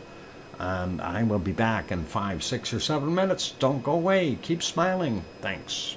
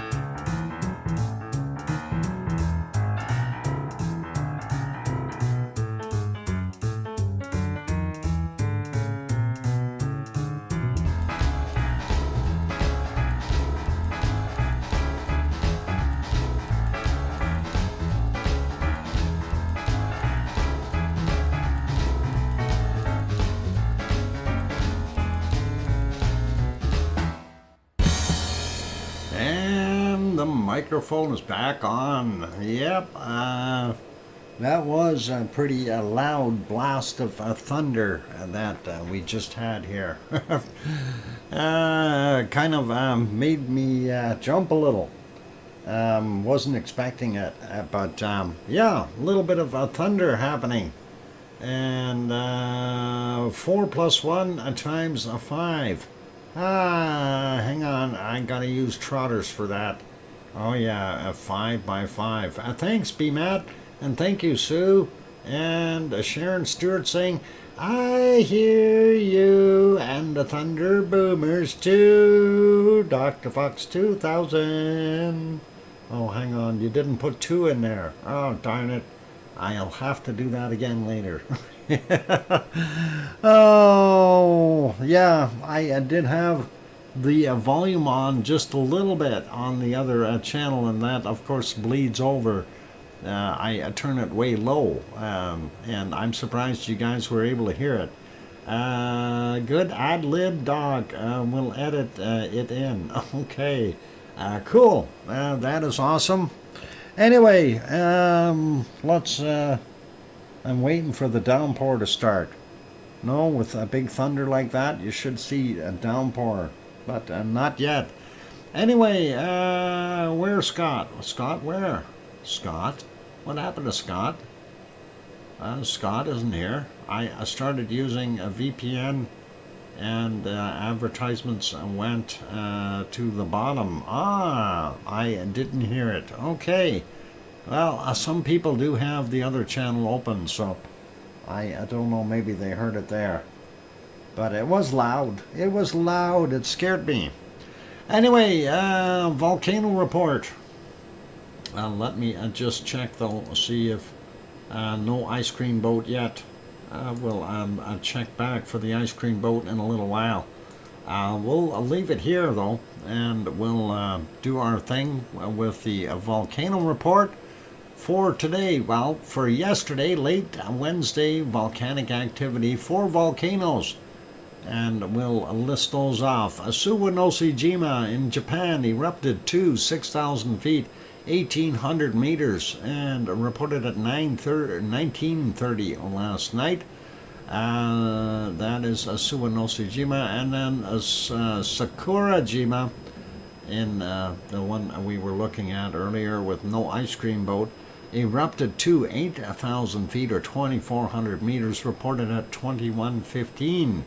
Nevado del Ruiz in Colombia, volcanic ash observed to 21,000 feet, 6,400 meters, reported at 21:30.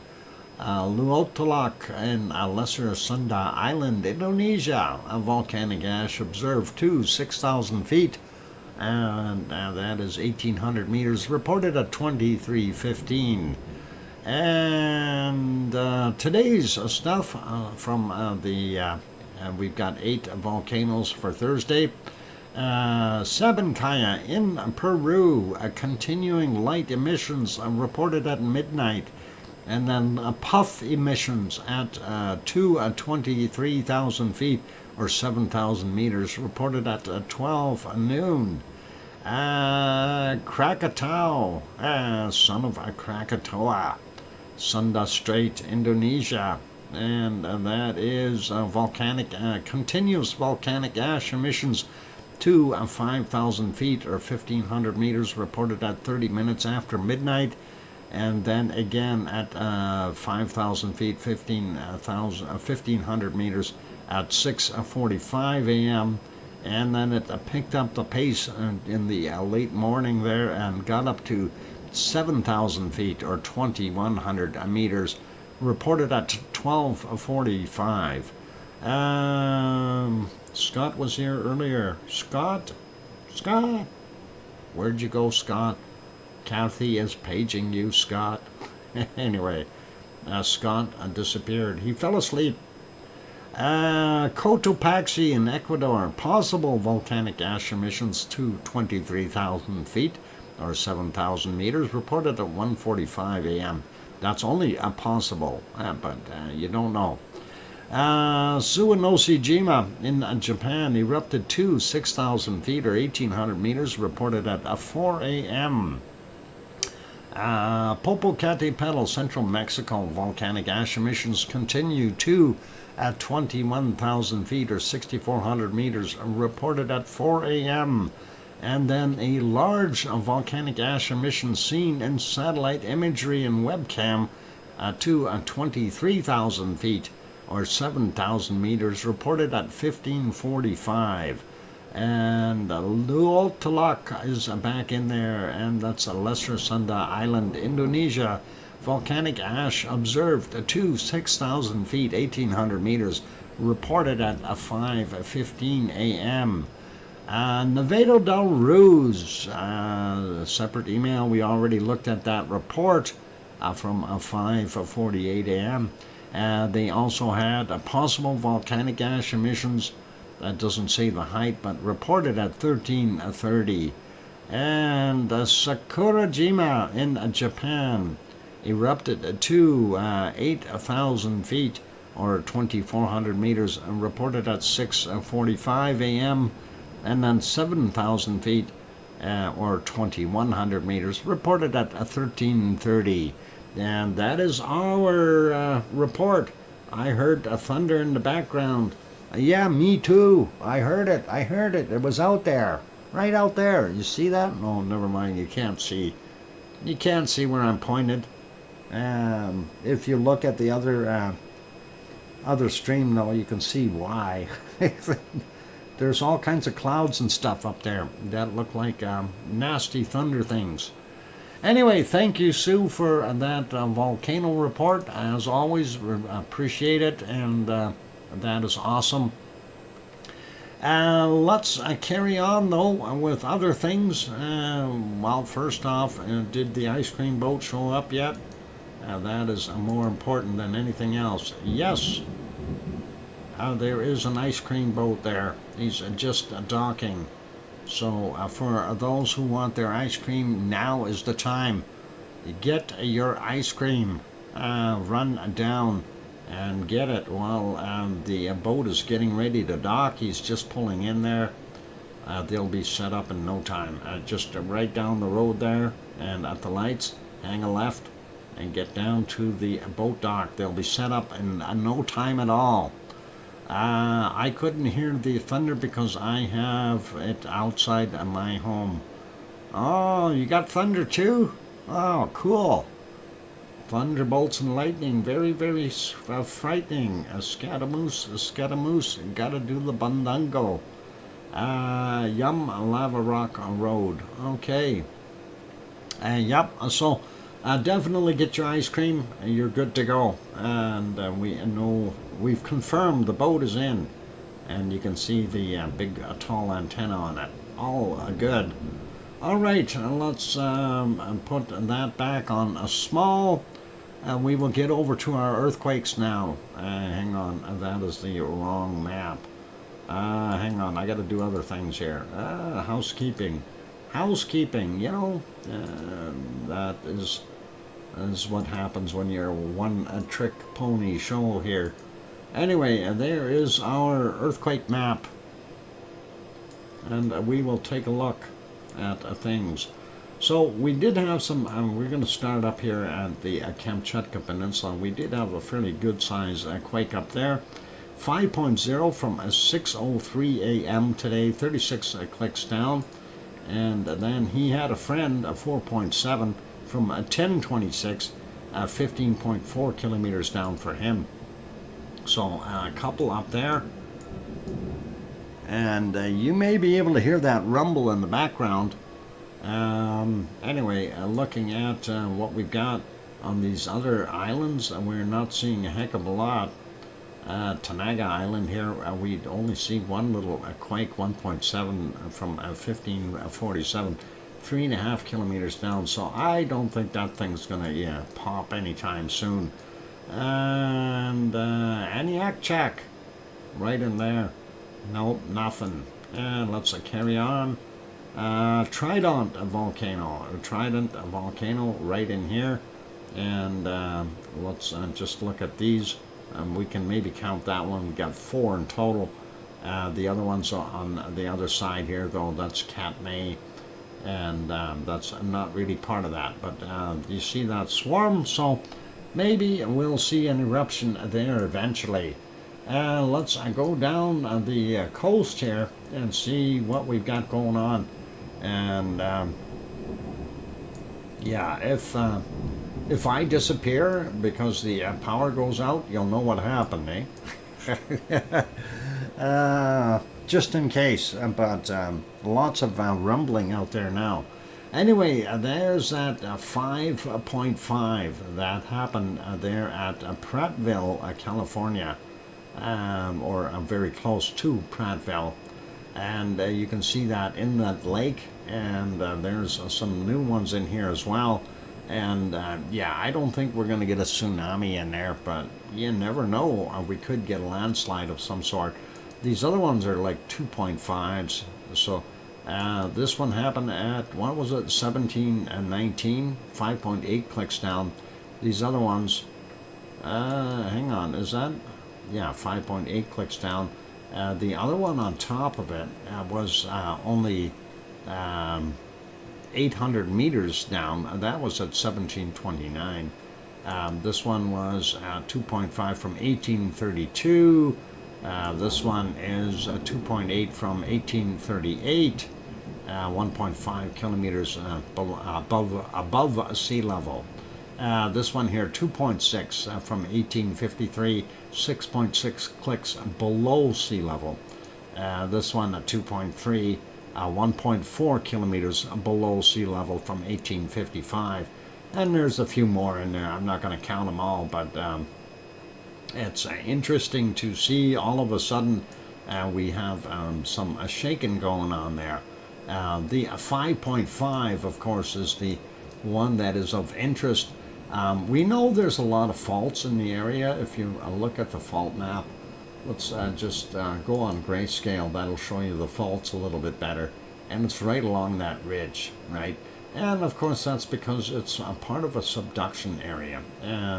And we do have a lot of faults in the Nevada area here as well. So kind of makes you wonder what we got going on there. But, you know, yeah, you never know. No volcanoes there that I know of, but that is all cool. This is Mount Shasta over here, so that's quite a ways away. I don't think there's going to be any of that going on, and I'm sure this is volcanically inclined. This little lake here as well. So I don't know. I'll leave it be. We'll take a look for more quakes going down here. We do see this one in Mexico, and that is 3.2 from yesterday at 2220, 6.4 kilometers down. We see one here on the Cocos Plate, and that is a 4.2 off the coast of Central America. If you go over, well, depending on where you go, you got Costa Rica there, Panama here. So anyway, 10.1 kilometers down from 2:41 a.m. for him. Next one down the line is Chile, 4.0, 10:52 a.m., 85.7 kilometers down. Next one is a 4.2 from 3:14 a.m., 118.5 kilometers down. And next one is a 4.1 from 16:32, 35 kilometers down for that guy. Zooming out a little bit, we don't see anything there at the South Sandwich Islands. We do have this guy here, and the Mid-Atlantic Ridge, a 4.6 from 10:20, 10 kilometers down. And then we have this one here in Venezuela, a 4.9. And as you can see, that is right on a fault. And that came in at 12:31, 20.6 kilometers down. And let's rub my eye and keep going. There we go. Looking over here, don't see anything new in New Zealand. And we only see one new one, which would be another aftershock right in that same spot where that 7.6 is. 4.3 kilometers down, 4.3 in magnitude, my bad. 47 minutes after midnight, 188.1 kilometers down. How about that? That works. Vanuatu region, that is 4.7 at 22 minutes after midnight, 603 kilometers down for him.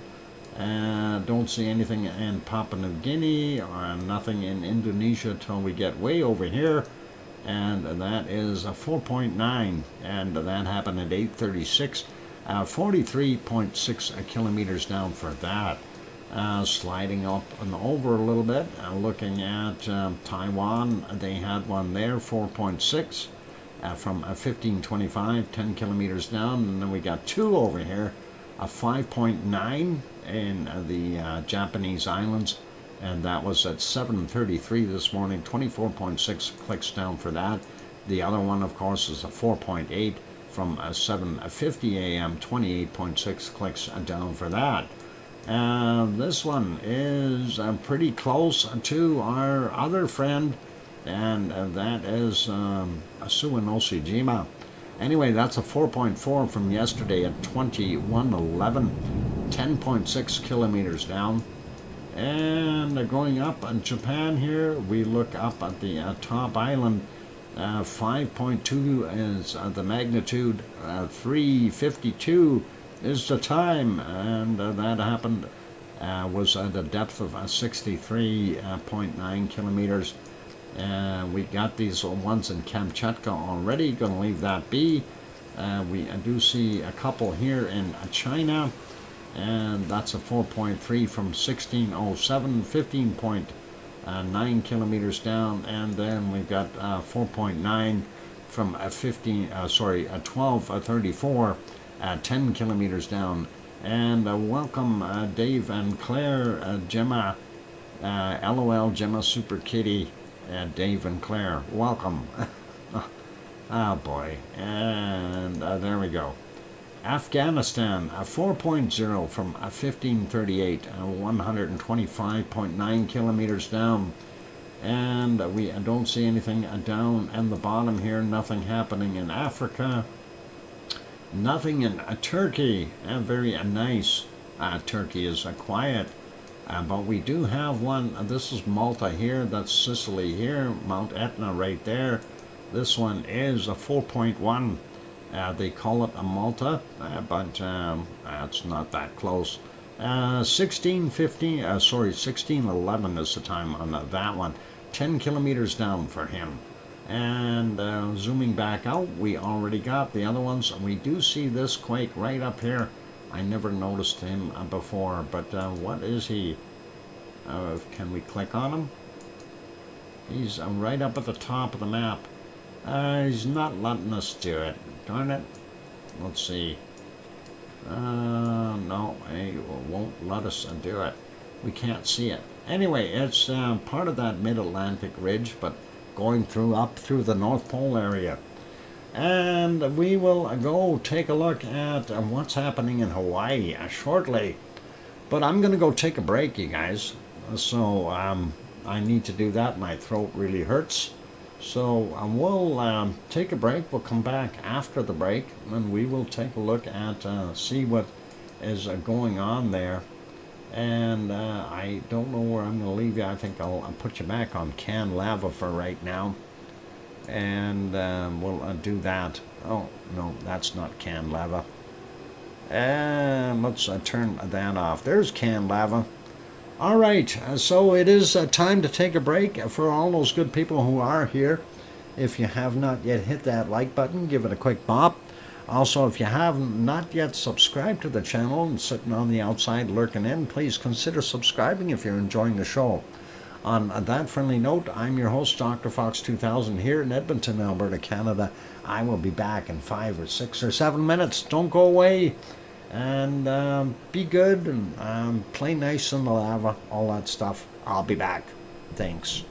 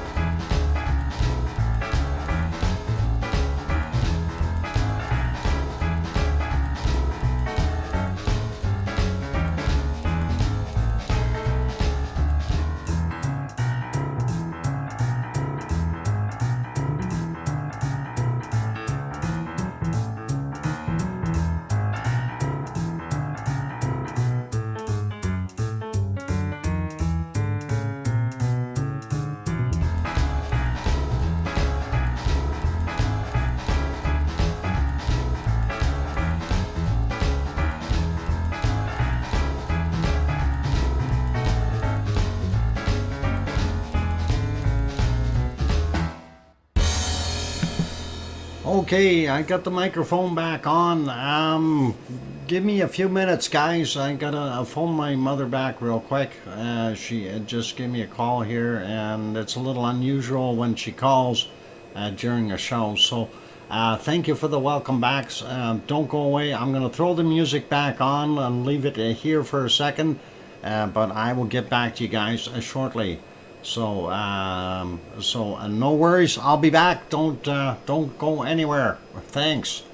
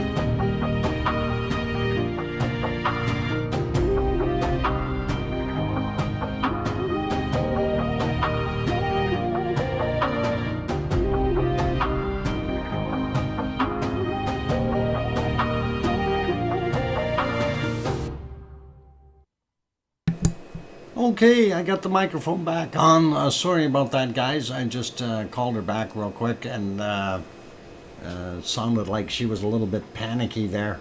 But I figured I'd fix her up. I'll call her after the show to get the rest of it straightened out. So, interim fix, all good. So, anyway, let's, where the heck were we? We're going to go look at Hawaii's earthquakes. So let's take a look at that. I'm going to stop our canned lava right there. And let's get over to Hawaii. There we go. So, yeah, nothing too major going on there. We don't see any other ones over there at Oahu or Maui. Just over here, let's have a look and see what we got. First off, we'll grab this guy out in the water, 2.3, and that is from 1434. 29.1 kilometers down. Bleh. We'll get that fixed up. Let's get this one way out here. This is not really the Pahala area. 2.7, and that is from 1553, 14.2 kilometers below sea level. Now we'll get into the Pahala region. It quakes in here typically between 26 and 37 kilometers down. So let's get at those. And let's see, I just want to make sure, am I on? I just have to make sure that we are okay. Condolences. I hope everyone is okay. What happened to undo? Yeah. Mom called. Yeah. You know, it's, yeah. Thanks, Sue. Yeah, it's always important, you know. Sometimes we miss the calls. Sometimes it is one of those things. Mom, remembrance. Okay. Yeah, that's the only mother you ever have. So bear that in mind, you know. And mine is getting older, so we need to know that, right? Anyway, let's click on a few of these and see what we've got. At 2.0 from 2:05 a.m., 29.2 clicks down. We'll leave the depths out for now. This one is a 2.0 from 1912. And next one after that is 2.0 from 8 a.m. And we've got another one here, a 2.2 from 4:58. And that is okay for that guy. Then this one, 2.1 from 11:13. And let's get these other ones. 2.2, 10:35 a.m. for that guy. This is a 2.2 from yesterday at 21:37. Next one is a 2.0 from 1906. And this one is 1.6 from 4:54. 1906, that must be brand new. The 1.8 from yesterday at 21:43. That covers this side. We got the ones in the water. Let's grab the other ones here. 2.1 from 20:41 yesterday. And then we've got 2.2 from 3:43 a.m. And we've got a 2.1 from 15:16. And we've got this guy here, 1.8 from 8:50 a.m. and a 2.4 from 15:53 there. And the last Pahala one is 1.6 from 11:06 is the time on that guy. Let's get over to the other region, and we'll grab this straggler way over here first. And that's a 1.7 Eden Rock area.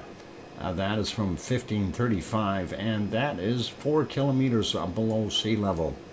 And next one is this one, a 1.9 from 2228, 1.8 kilometers below sea level. This one is a 0.1, and that is yesterday from 2116, 1.2 kilometers down below sea level. This one is a 2.1 from 1528, 1.7 kilometers down. And next one is a 2.2 from 253, 2.7 kilometers below sea level. And then we've got a few right in the caldera. Hopefully they are doing something in reloading this thing. 1.7 from 1107, 2 kilometers below sea level. 2.2, 1544, 400 meters below sea level. 2.3, and that's from 1706, 600 meters below sea level.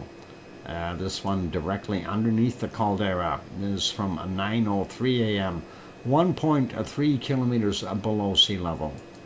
This one is a 1.8 from 11:42, and that is 1.3 kilometers below sea level.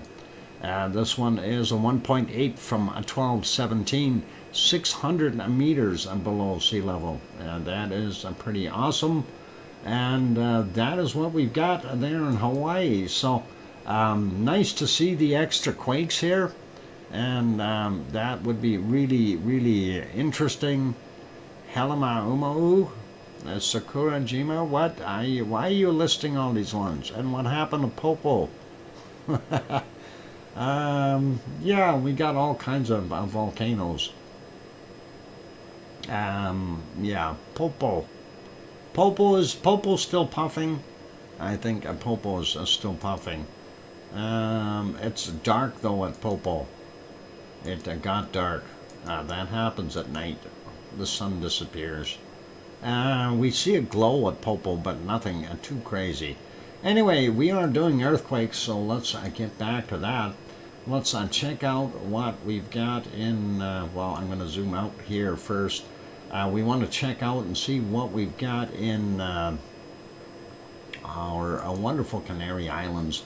I'm going to refresh this because I need to. And we'll see what we've got going on there. All right, so first off, we're going to zoom out and just check up north. Yeah, we do see some activity. 3.2 from 1:10 a.m. And that 3.2 is 22 kilometers down. And then we have this guy here is, what is he? He's a 2.7 from 1729, and that is doesn't have a depth on it, so I don't know how deep it is. And we'll leave that guy be. Those are the two up there. I'm wondering though why we had a 4.0 showing there. It wasn't on the map. Anyway, we do see a few things here, but let's click on this one first. 2.0 from 2159. And that, of course, was right, is that right in Tenerife, or is that just beside it? It's in the water just beside it, so interesting to see that.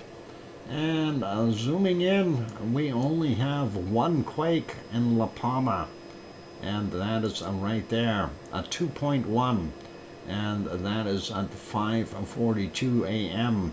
At a depth of 14 kilometers. So that is what we got there. Lane Lair, welcome. Good to see you. And thanks for dropping in near the end of the show. Anyway, that's our earthquakes for today.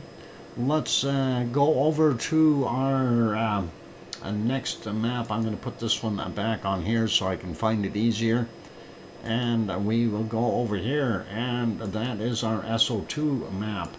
And we are going to refresh that so it is up to date. And there we go.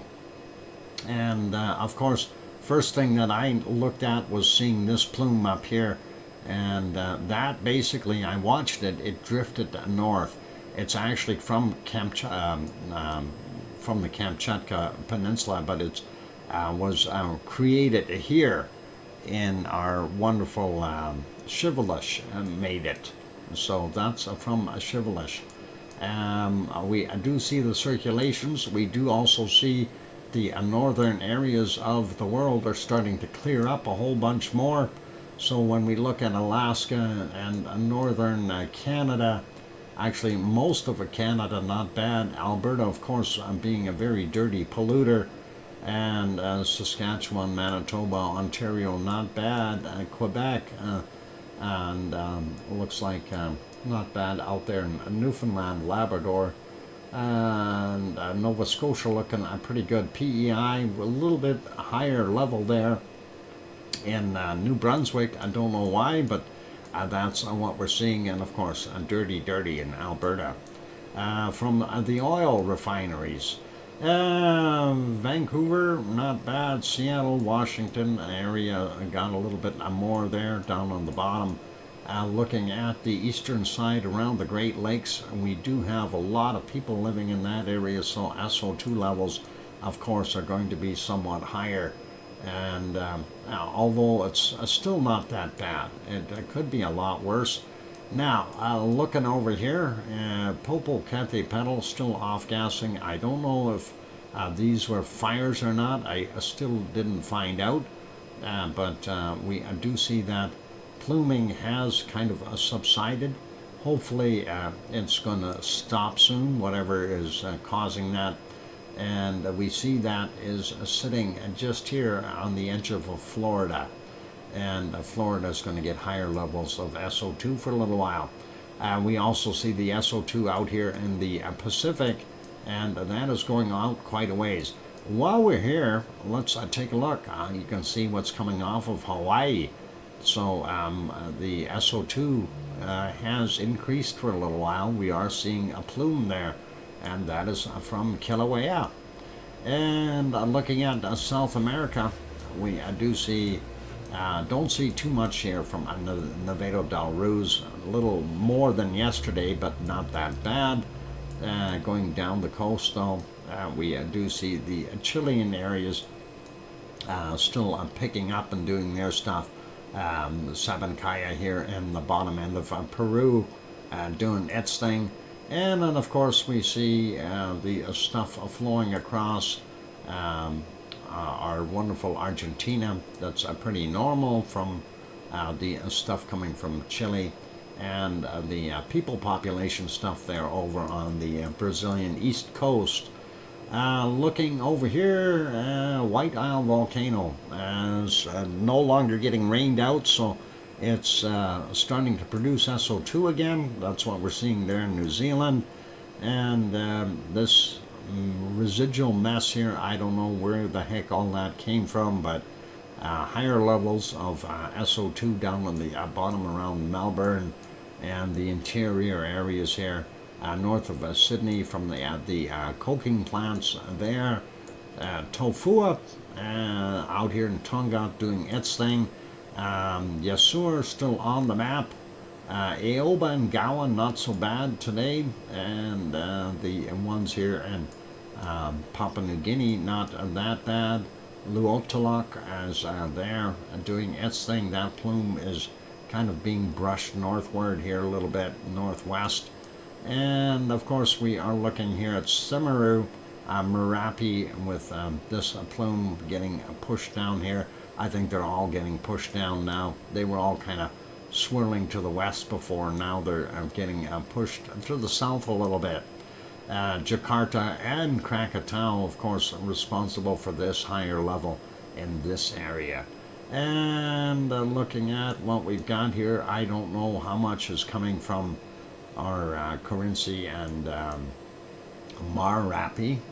It's hard to tell because some of that would have been over here already. And of course, Cinnabung is doing its thing, picked up the steam a little bit. Ibu and Dakono not so bad today. Looking at Mayon and Bulusan, there, get that right. They are still putting out SO2. And hard to tell here, Taal is putting out SO2, but so is Manila and all the population out there. So that is what we see there. China, pretty normal, and Taiwan, pretty normal as well. Zooming in down here, we do see we have a little bit of a higher level off of Suwanoshijima. Not sure where that's coming from, possibly across the pond. And that would have drifted out of Sakurajima in the last day or so. But looking at ASO, it too has created a heavier load up here. Some of that might have drifted across, I don't know, but that is a fairly large dark plume. Hopefully that'll clear up. And Samasan out here, and about 100 kilometers to the east of Tokyo, is definitely producing more SO2 as well. And Kamchatka Peninsula, we already talked about that. We'll leave that alone. We do see a little bit more coming off of this island. That'll be Ibiko and Chikaranchki, one of the two, or both.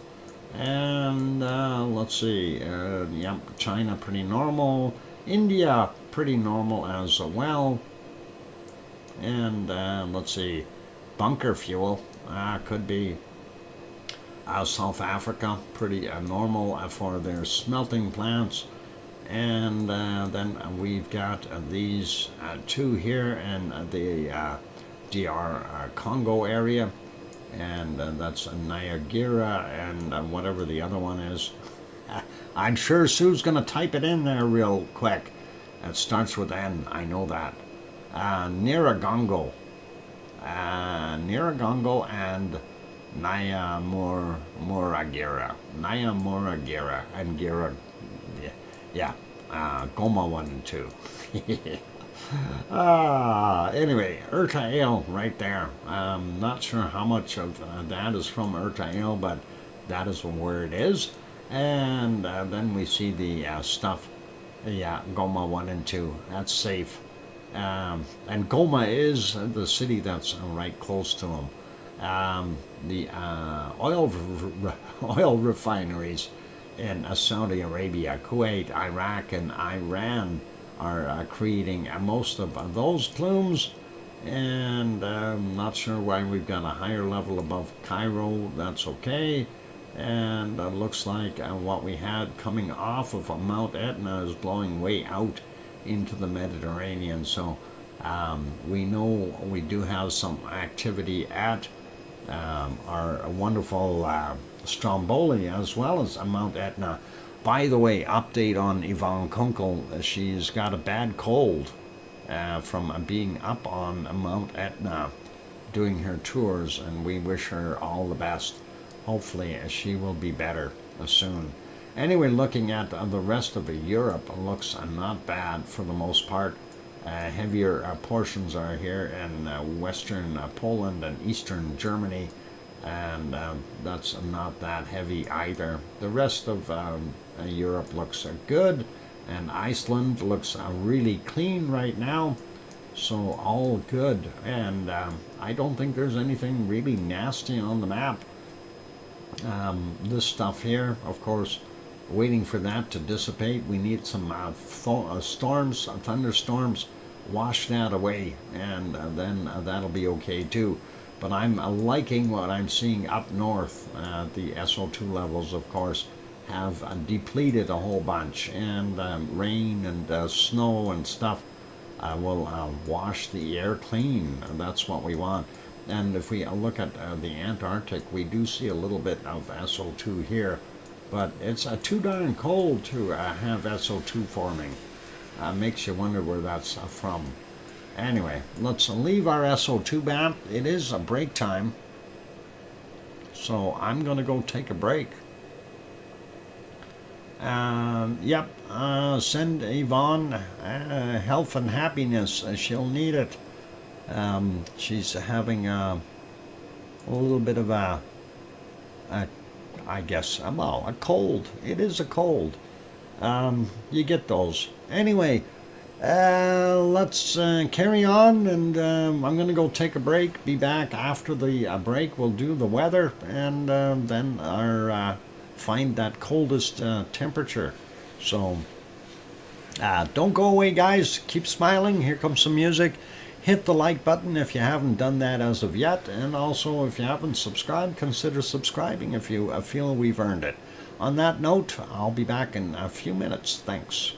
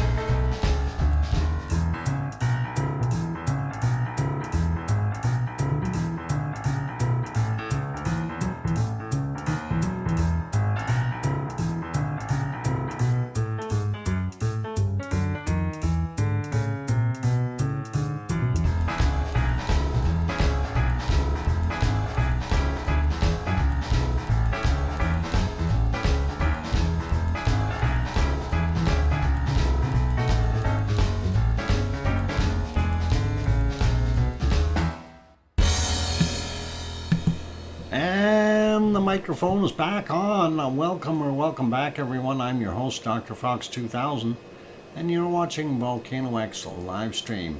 Thanks for hanging around, and we are about to get into our weather. Thank you for the welcome back, Sue.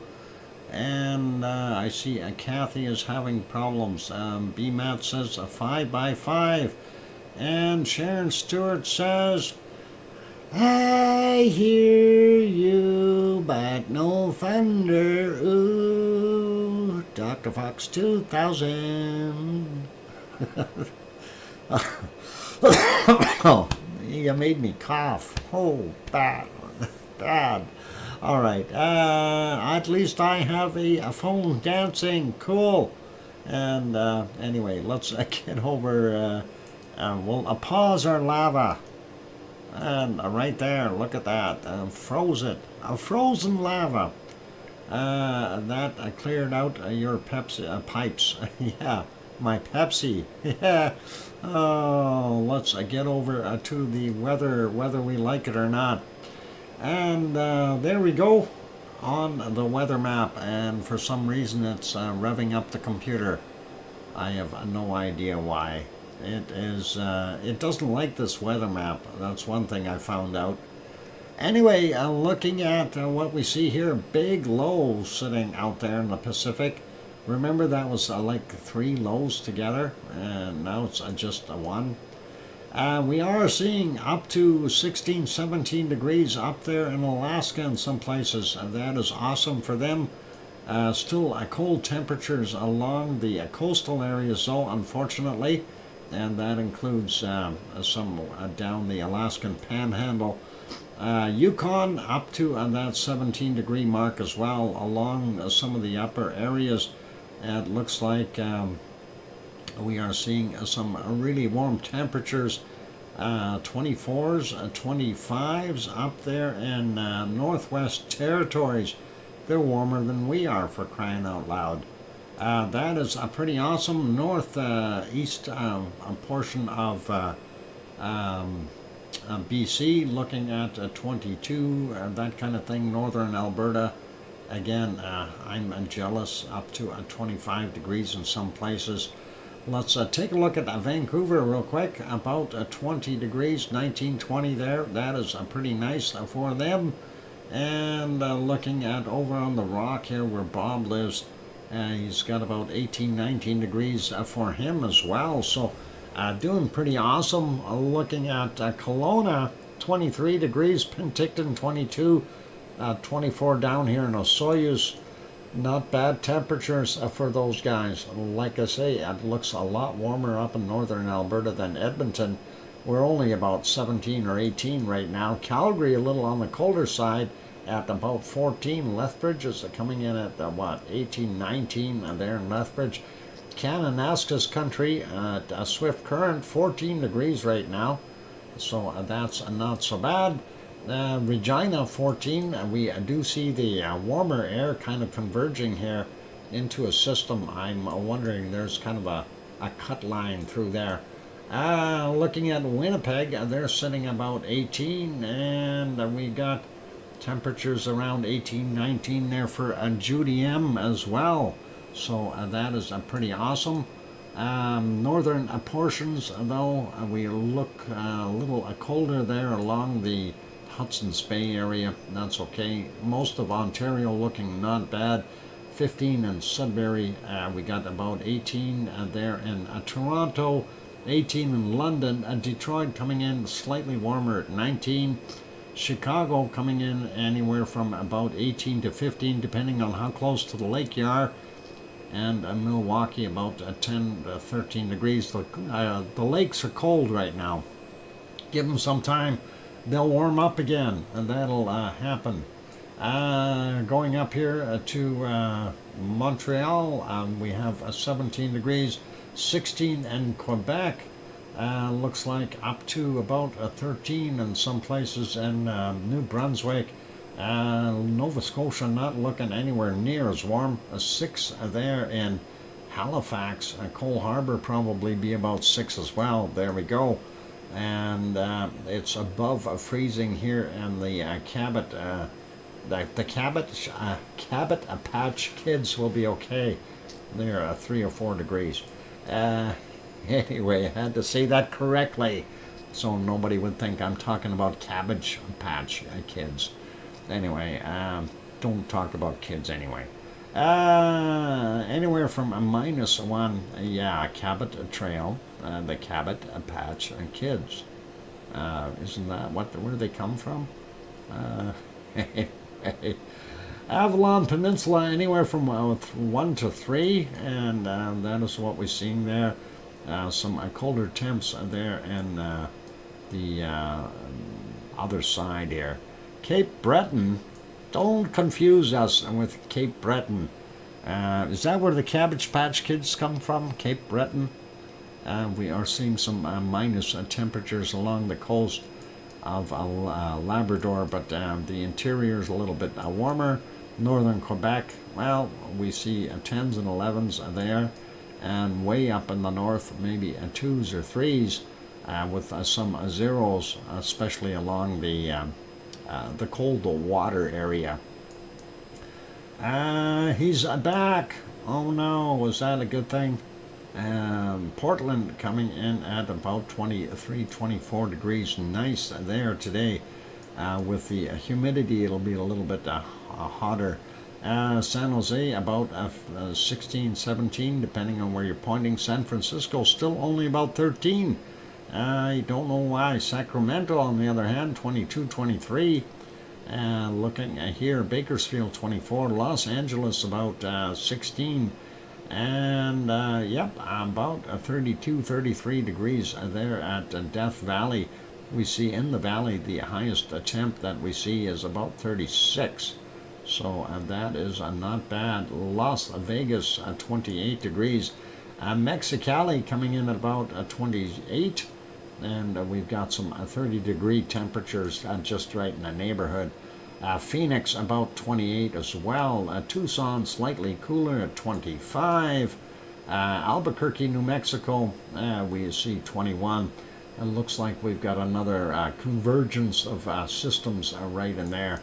Let's take a look at the bottom of Texas. Corpus Christi 26, San Antonio 27.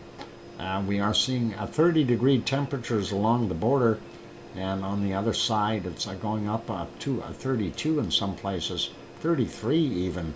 That is pretty warm for those guys. Anyway, Houston about 25, Austin coming in at 27, Dallas at 26, Oklahoma City coming in at about 21, and Little Rock, Arkansas 22, going over to New Orleans at 26.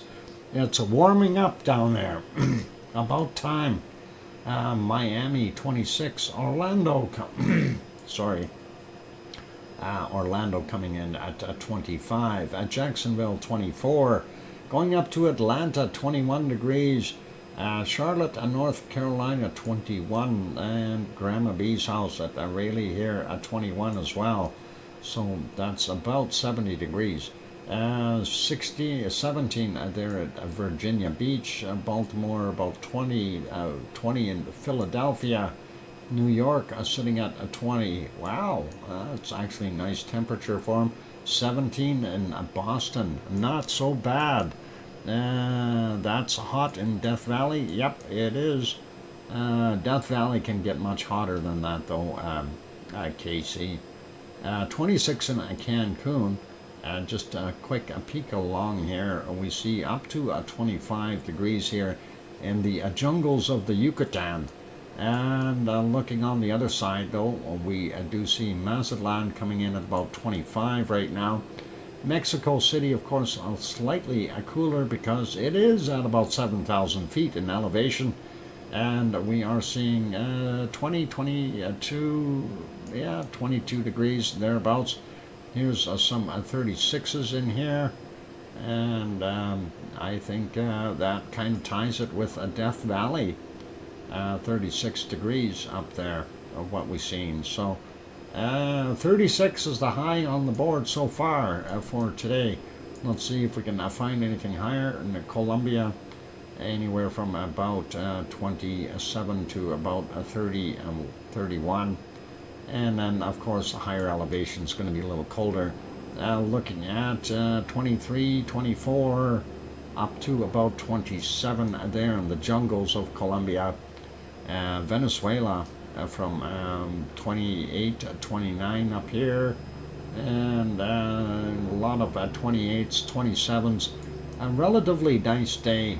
They too have higher elevations in these areas, so always a little bit cooler there, but the lower elevations at 25 degrees on average. Looking at the Amazon basin here, seeing anywhere from about 24 to 26, 27 degrees. Not bad. Bolivia, still fairly cool. 24 about the high end, and about 18 down here on the bottom for the cool end. Paraguay is a little bit colder on the bottom here at 14, and the top at 21 or so. Rio de Janeiro coming in about 19. We got 14 there in Sao Paulo. And Argentina still not faring as warm as they normally get. So we see some warm temps in the interior there, but nothing too crazy. 13 degrees there in Buenos Aires, and Paysandú only at 11 degrees right now. Fairly cool. And of course the bottom end of Argentina and the Chilean fjords are very, very chilly. Going over to New Zealand real quick, I don't like seeing all that green. That is cold. 13, 12, 13 degrees in Christchurch. Single digits on the western coastline for the most part. Yeah, not that good. We see some ones and twos all over the place there. Cold, 13 in Wellington. Hastings coming in at about 12. Let's see what we got here. Taupo, about 11 degrees. And, of course, the Bay of Plenty only getting up to about 14 degrees. We do see a couple spots at 15, but 14 for the most part. 15 in Auckland, slightly warmer, maybe. No, not that much warmer. We do see 16 up on the tip of the peninsula, but that is it for them. Hobart, let's see what we got there. 14 right now, and the coastal areas about 13, 15 up on the northeast and the eastern side. So not the greatest. We got about 17 in Melbourne right now, so Leo's okay. Doesn't have to wear his long johns. Yeah. 15, 16 in Adelaide.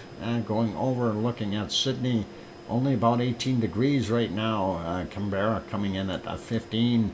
Going up to home of Oz. Oz is in the right place, 23 degrees. Toowoomba is 20 degrees.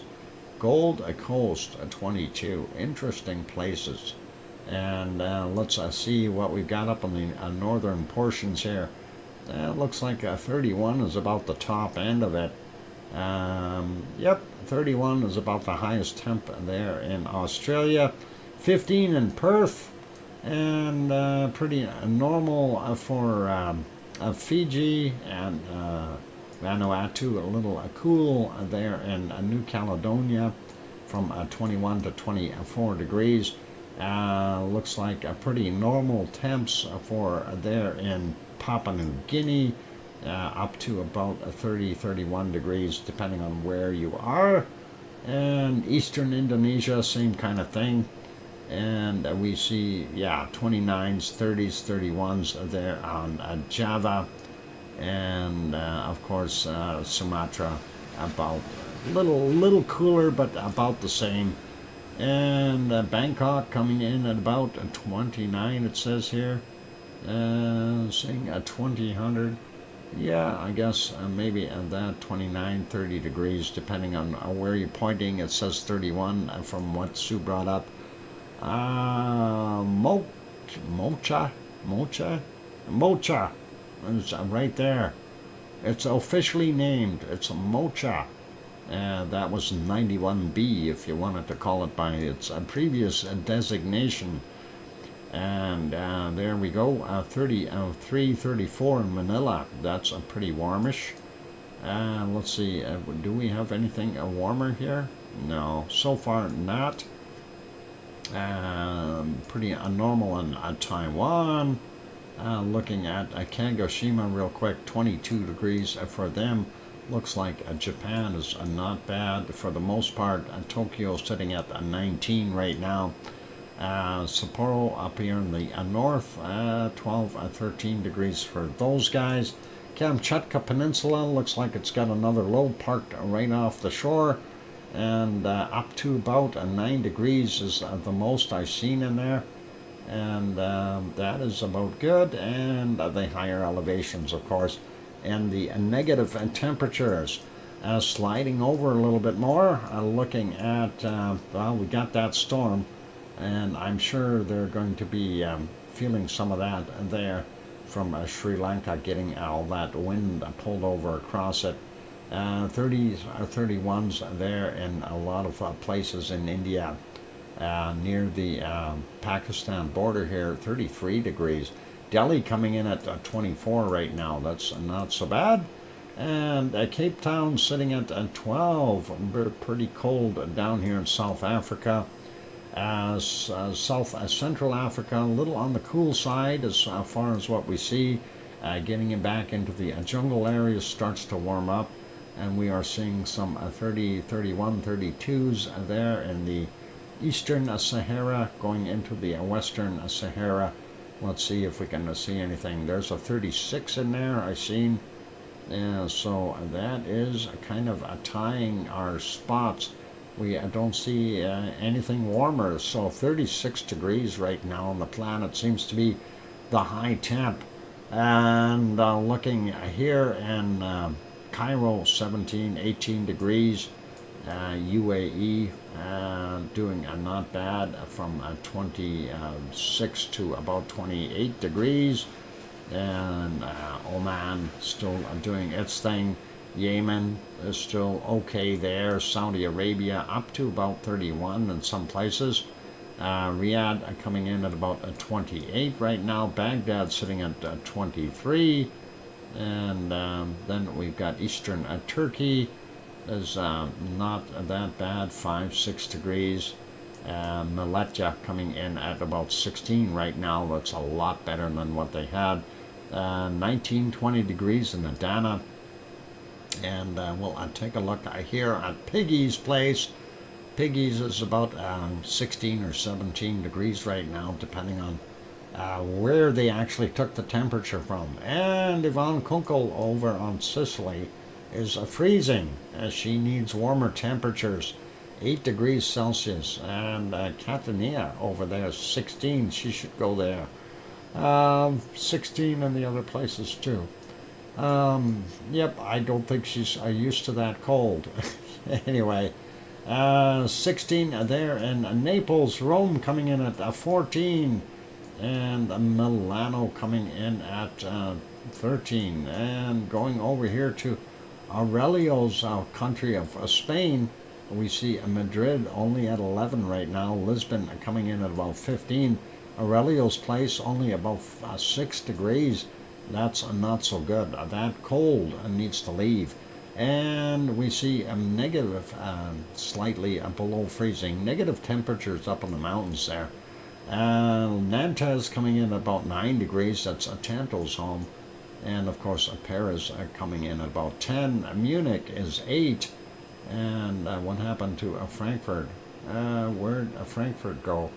Oh, that's got to be Frankfurt here. We got 11 degrees there in Frankfurt. Cologne, they got a low sitting there.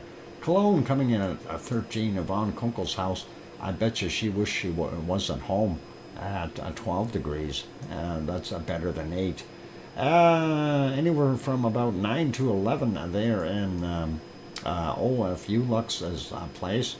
And we got 12 there in Brussels. And Belgium, Amsterdam coming in at about 11.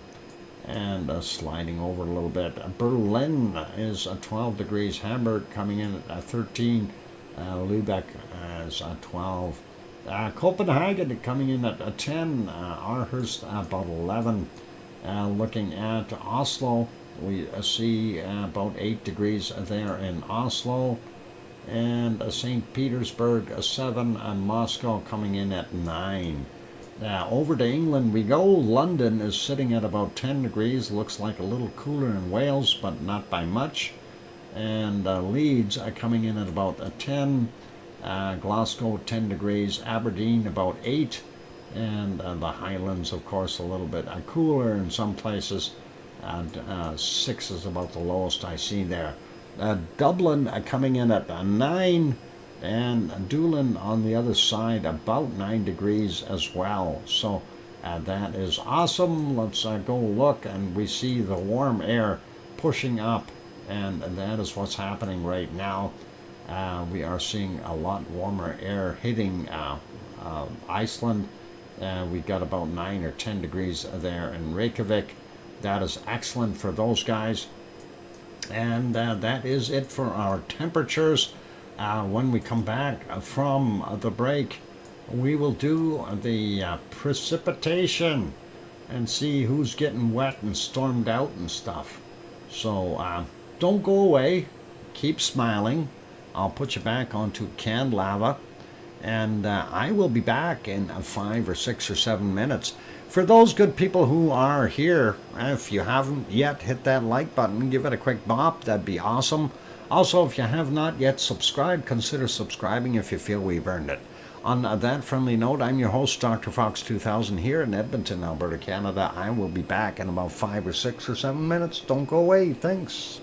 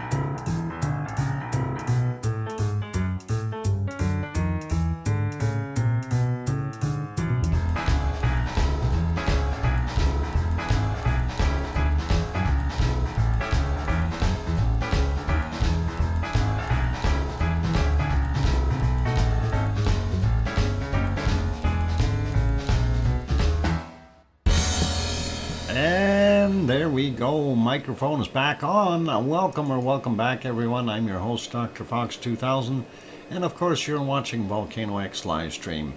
Thank you for the welcome backs from Kathy in Kananaskis country and Sue and B. Matt saying 5x5. Awesome. All right, let's put our lava to a pause. There we go. I hear you, Dr. Fox 2000 from Sharon Stewart. Thanks, Sharon. All right, let's go over and see what happens. Will my computer rev up? Yep, I definitely will have to reboot after this. Anyway, looking at our precipitation, seeing where our snow and rain and everything else is falling. Let's take a look at Alaska first. Northern portions of Alaska getting some snowfall, and even down here in the coastal areas. But the worst place, of course, right now is this low, churning away off the coast. Well, it's quite a ways out, but it is doing its thing. It's messing up the rainforest areas. That, of course, bring the Queen Charlotte Islands and, of course, the Alaskan Panhandle. Looks like drier down in Vancouver Island and those areas, and even the most of BC being dry. Alberta, although, has some rain and some bad storms down in southern Alberta to the east of Calgary there, and along the Saskatchewan border. We are still seeing some sparks out here in our western areas. Hopefully, once the sun goes down, that'll dissipate a little bit, and no more stuff for Edmonton. I don't need any more rain right now. Looks like not bad for Kananaskis country, but we are seeing the stuff south of the border here from Regina on south into Montana and of course in North Dakota. Looks like dry in Manitoba, dry in most of Ontario until you get to the border here where Quebec is, or up around the Hudson's Bay, I should say. There we go. Looks like the Great Lakes area, even though they are cold, they are still dry. And nothing happening there in the St. Lawrence Seaway. Northern Quebec, on the other hand, well, they got some ice rain and some snow, a little bit into Labrador, but mostly in Quebec.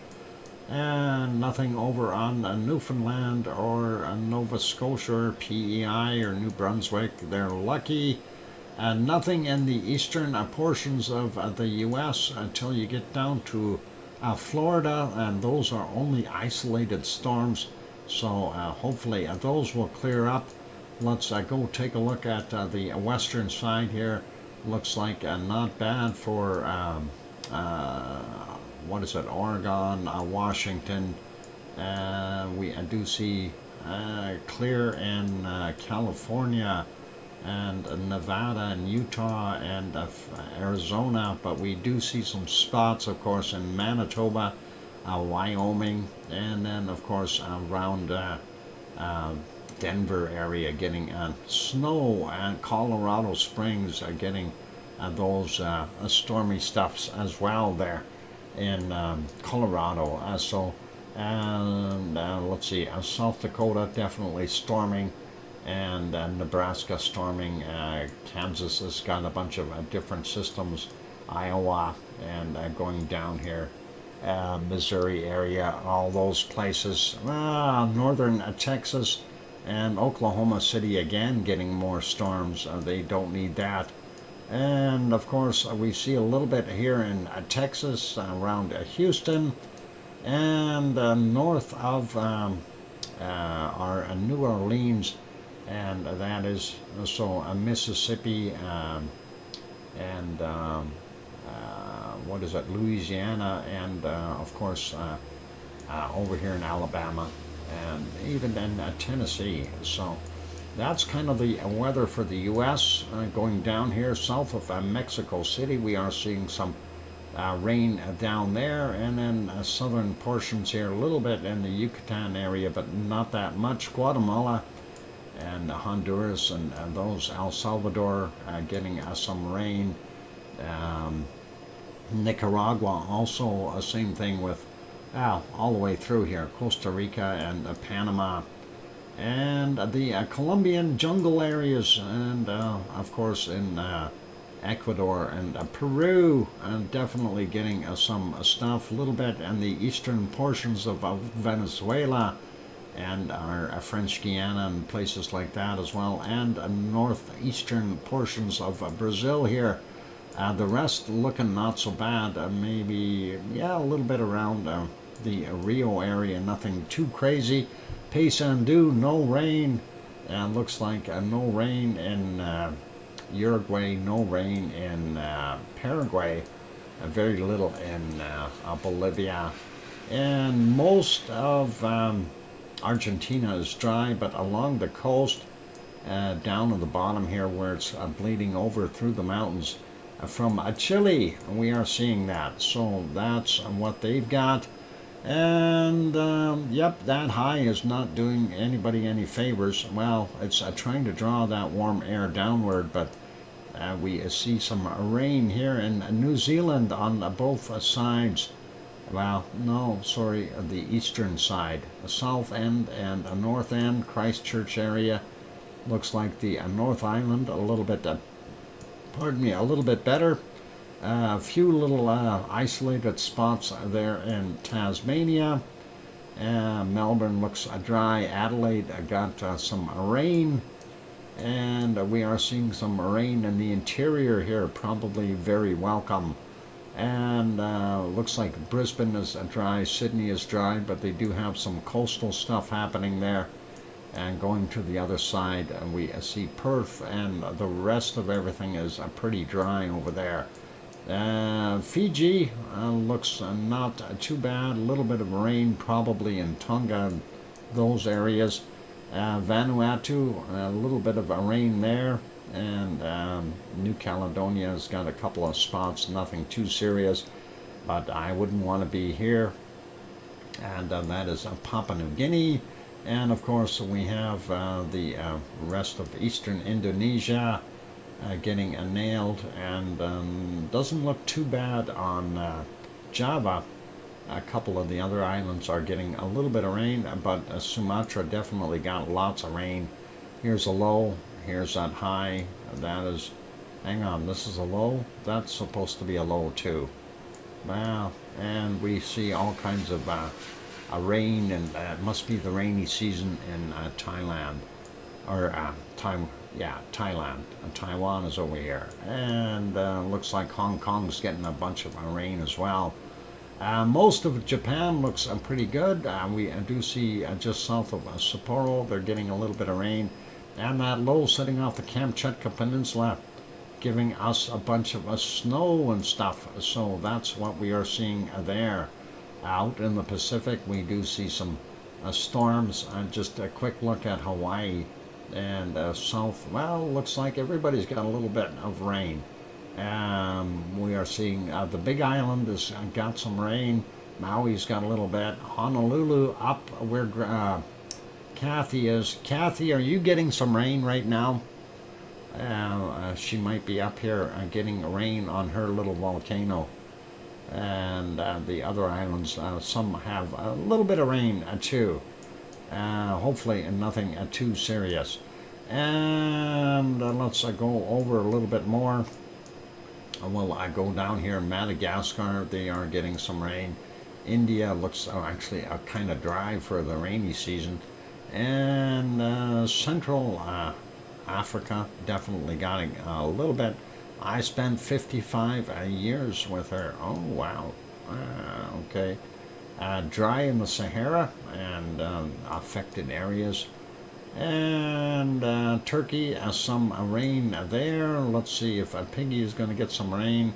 Oh, looks like a rain on the tip of the island. I don't know if Piggy's getting some though, but that will help them.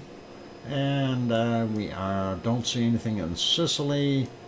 A little bit there in Naples, and up here in the northern portions of Italy, definitely some stormy stuff.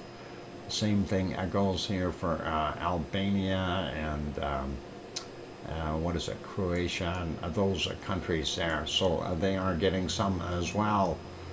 Spain, not bad. Valencia on the eastern coast here, and Barcelona, definitely both are getting some rain. And then the northern coast here is definitely getting some. France has got some rain down here in the bottom as well. Nothing too serious though.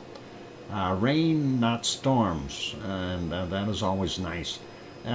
Seeing some rain in Germany, as well as raining in all of Belgium and Luxembourg, and most of our wonderful Holland there. No rain in Denmark, and we see some rain here in southern portions of Norway, and then of course the fjords up on the northern end. Lots of rain up there, and a little bit in Finland. Nothing too serious. And looking at what we have, pretty much completely dry. Maybe a little bit in Wales here. But England and Scotland and Ireland are pretty good. And here's what's happening in Iceland.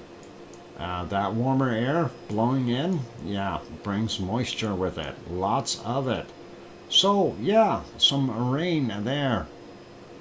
Bean sprouts. Bean sprouts! We don't need bean sprouts. Killer Dave's bread coming up right up. Uh-oh. Anyway, looking pretty awesome there. So, some ice rain up here in the Greenland Sea, and definitely some rain and snow there in that nasty place in Greenland, which is never green. It's always white. Anyway. At least when I flew over it, it was white. I didn't see any green at all. All right, let's go find the wonderful cold place. The very, very coldest place on the planet. And we already see a minus 77 down here. And that is chilly. And no, that's not chilly, that's cold. Very, very cold. Minus 79. Oh boy.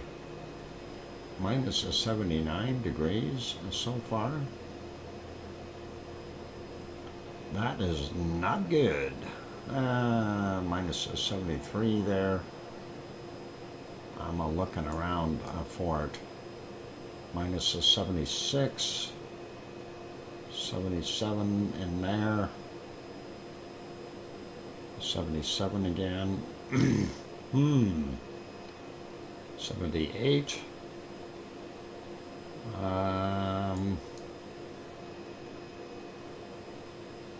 Yeah, 76, 77s.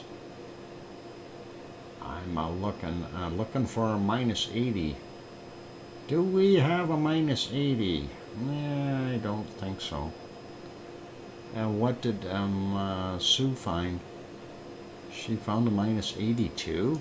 Holy Batman. Where'd you find that, Sue? Up here where I am?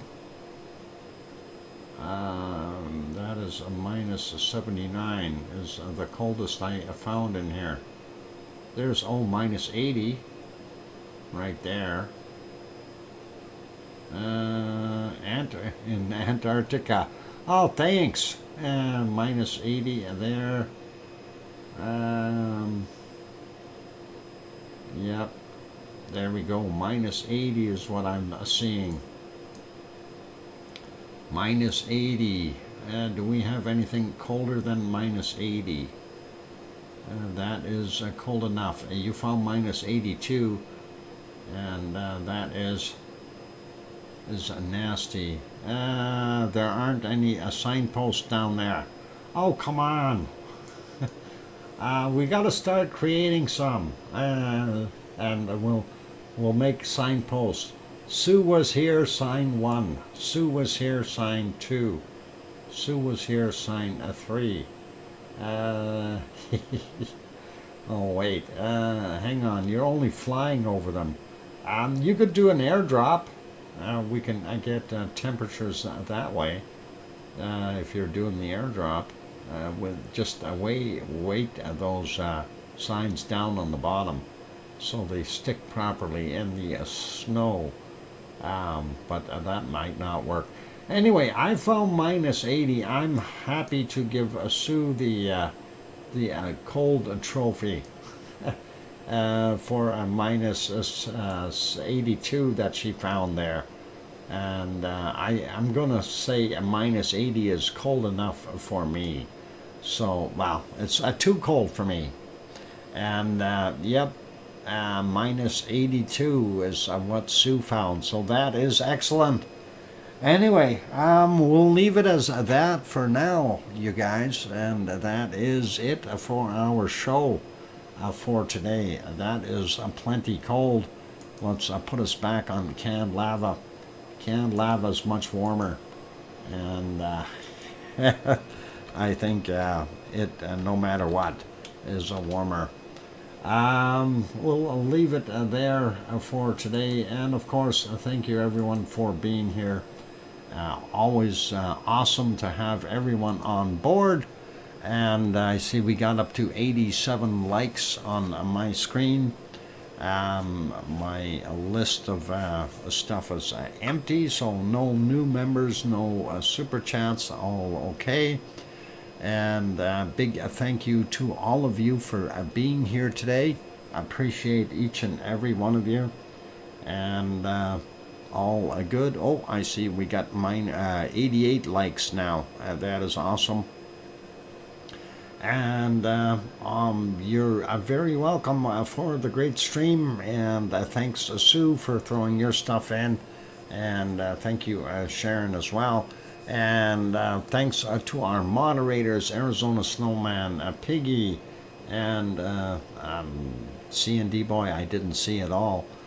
Joseph Fields, Texas, as well as Lucas Snow and Gary 24/7 Live, AZ Skies, and maybe Mona Lisa Smiles as well. On that note, it's time for me to wrap it up and basically call it a day. So thanks everyone for being here. Hope everyone enjoyed the show today. Tomorrow is Friday. Tomorrow is Piggy's birthday, which is the 12th. So that's still the 11th here, but I know international dateline and all that stuff. It's the 12th at her place already. So we will be celebrating Piggy's birthday, and we'll see if we can keep her smiling a little bit. On those friendly notes, it is time to wrap it up. So thank you, everyone. I appreciate each and every one of you being here, whether you're part of the Lava family or not, or like a member or not, doesn't matter. It's all good. And thanks, everyone. Take care, be good, be kind. And, of course, the only other thing I want to add, please, please, tell your loved ones that you love them tonight, for tomorrow is never promised. Good night, everyone. Take care, and oink, oink.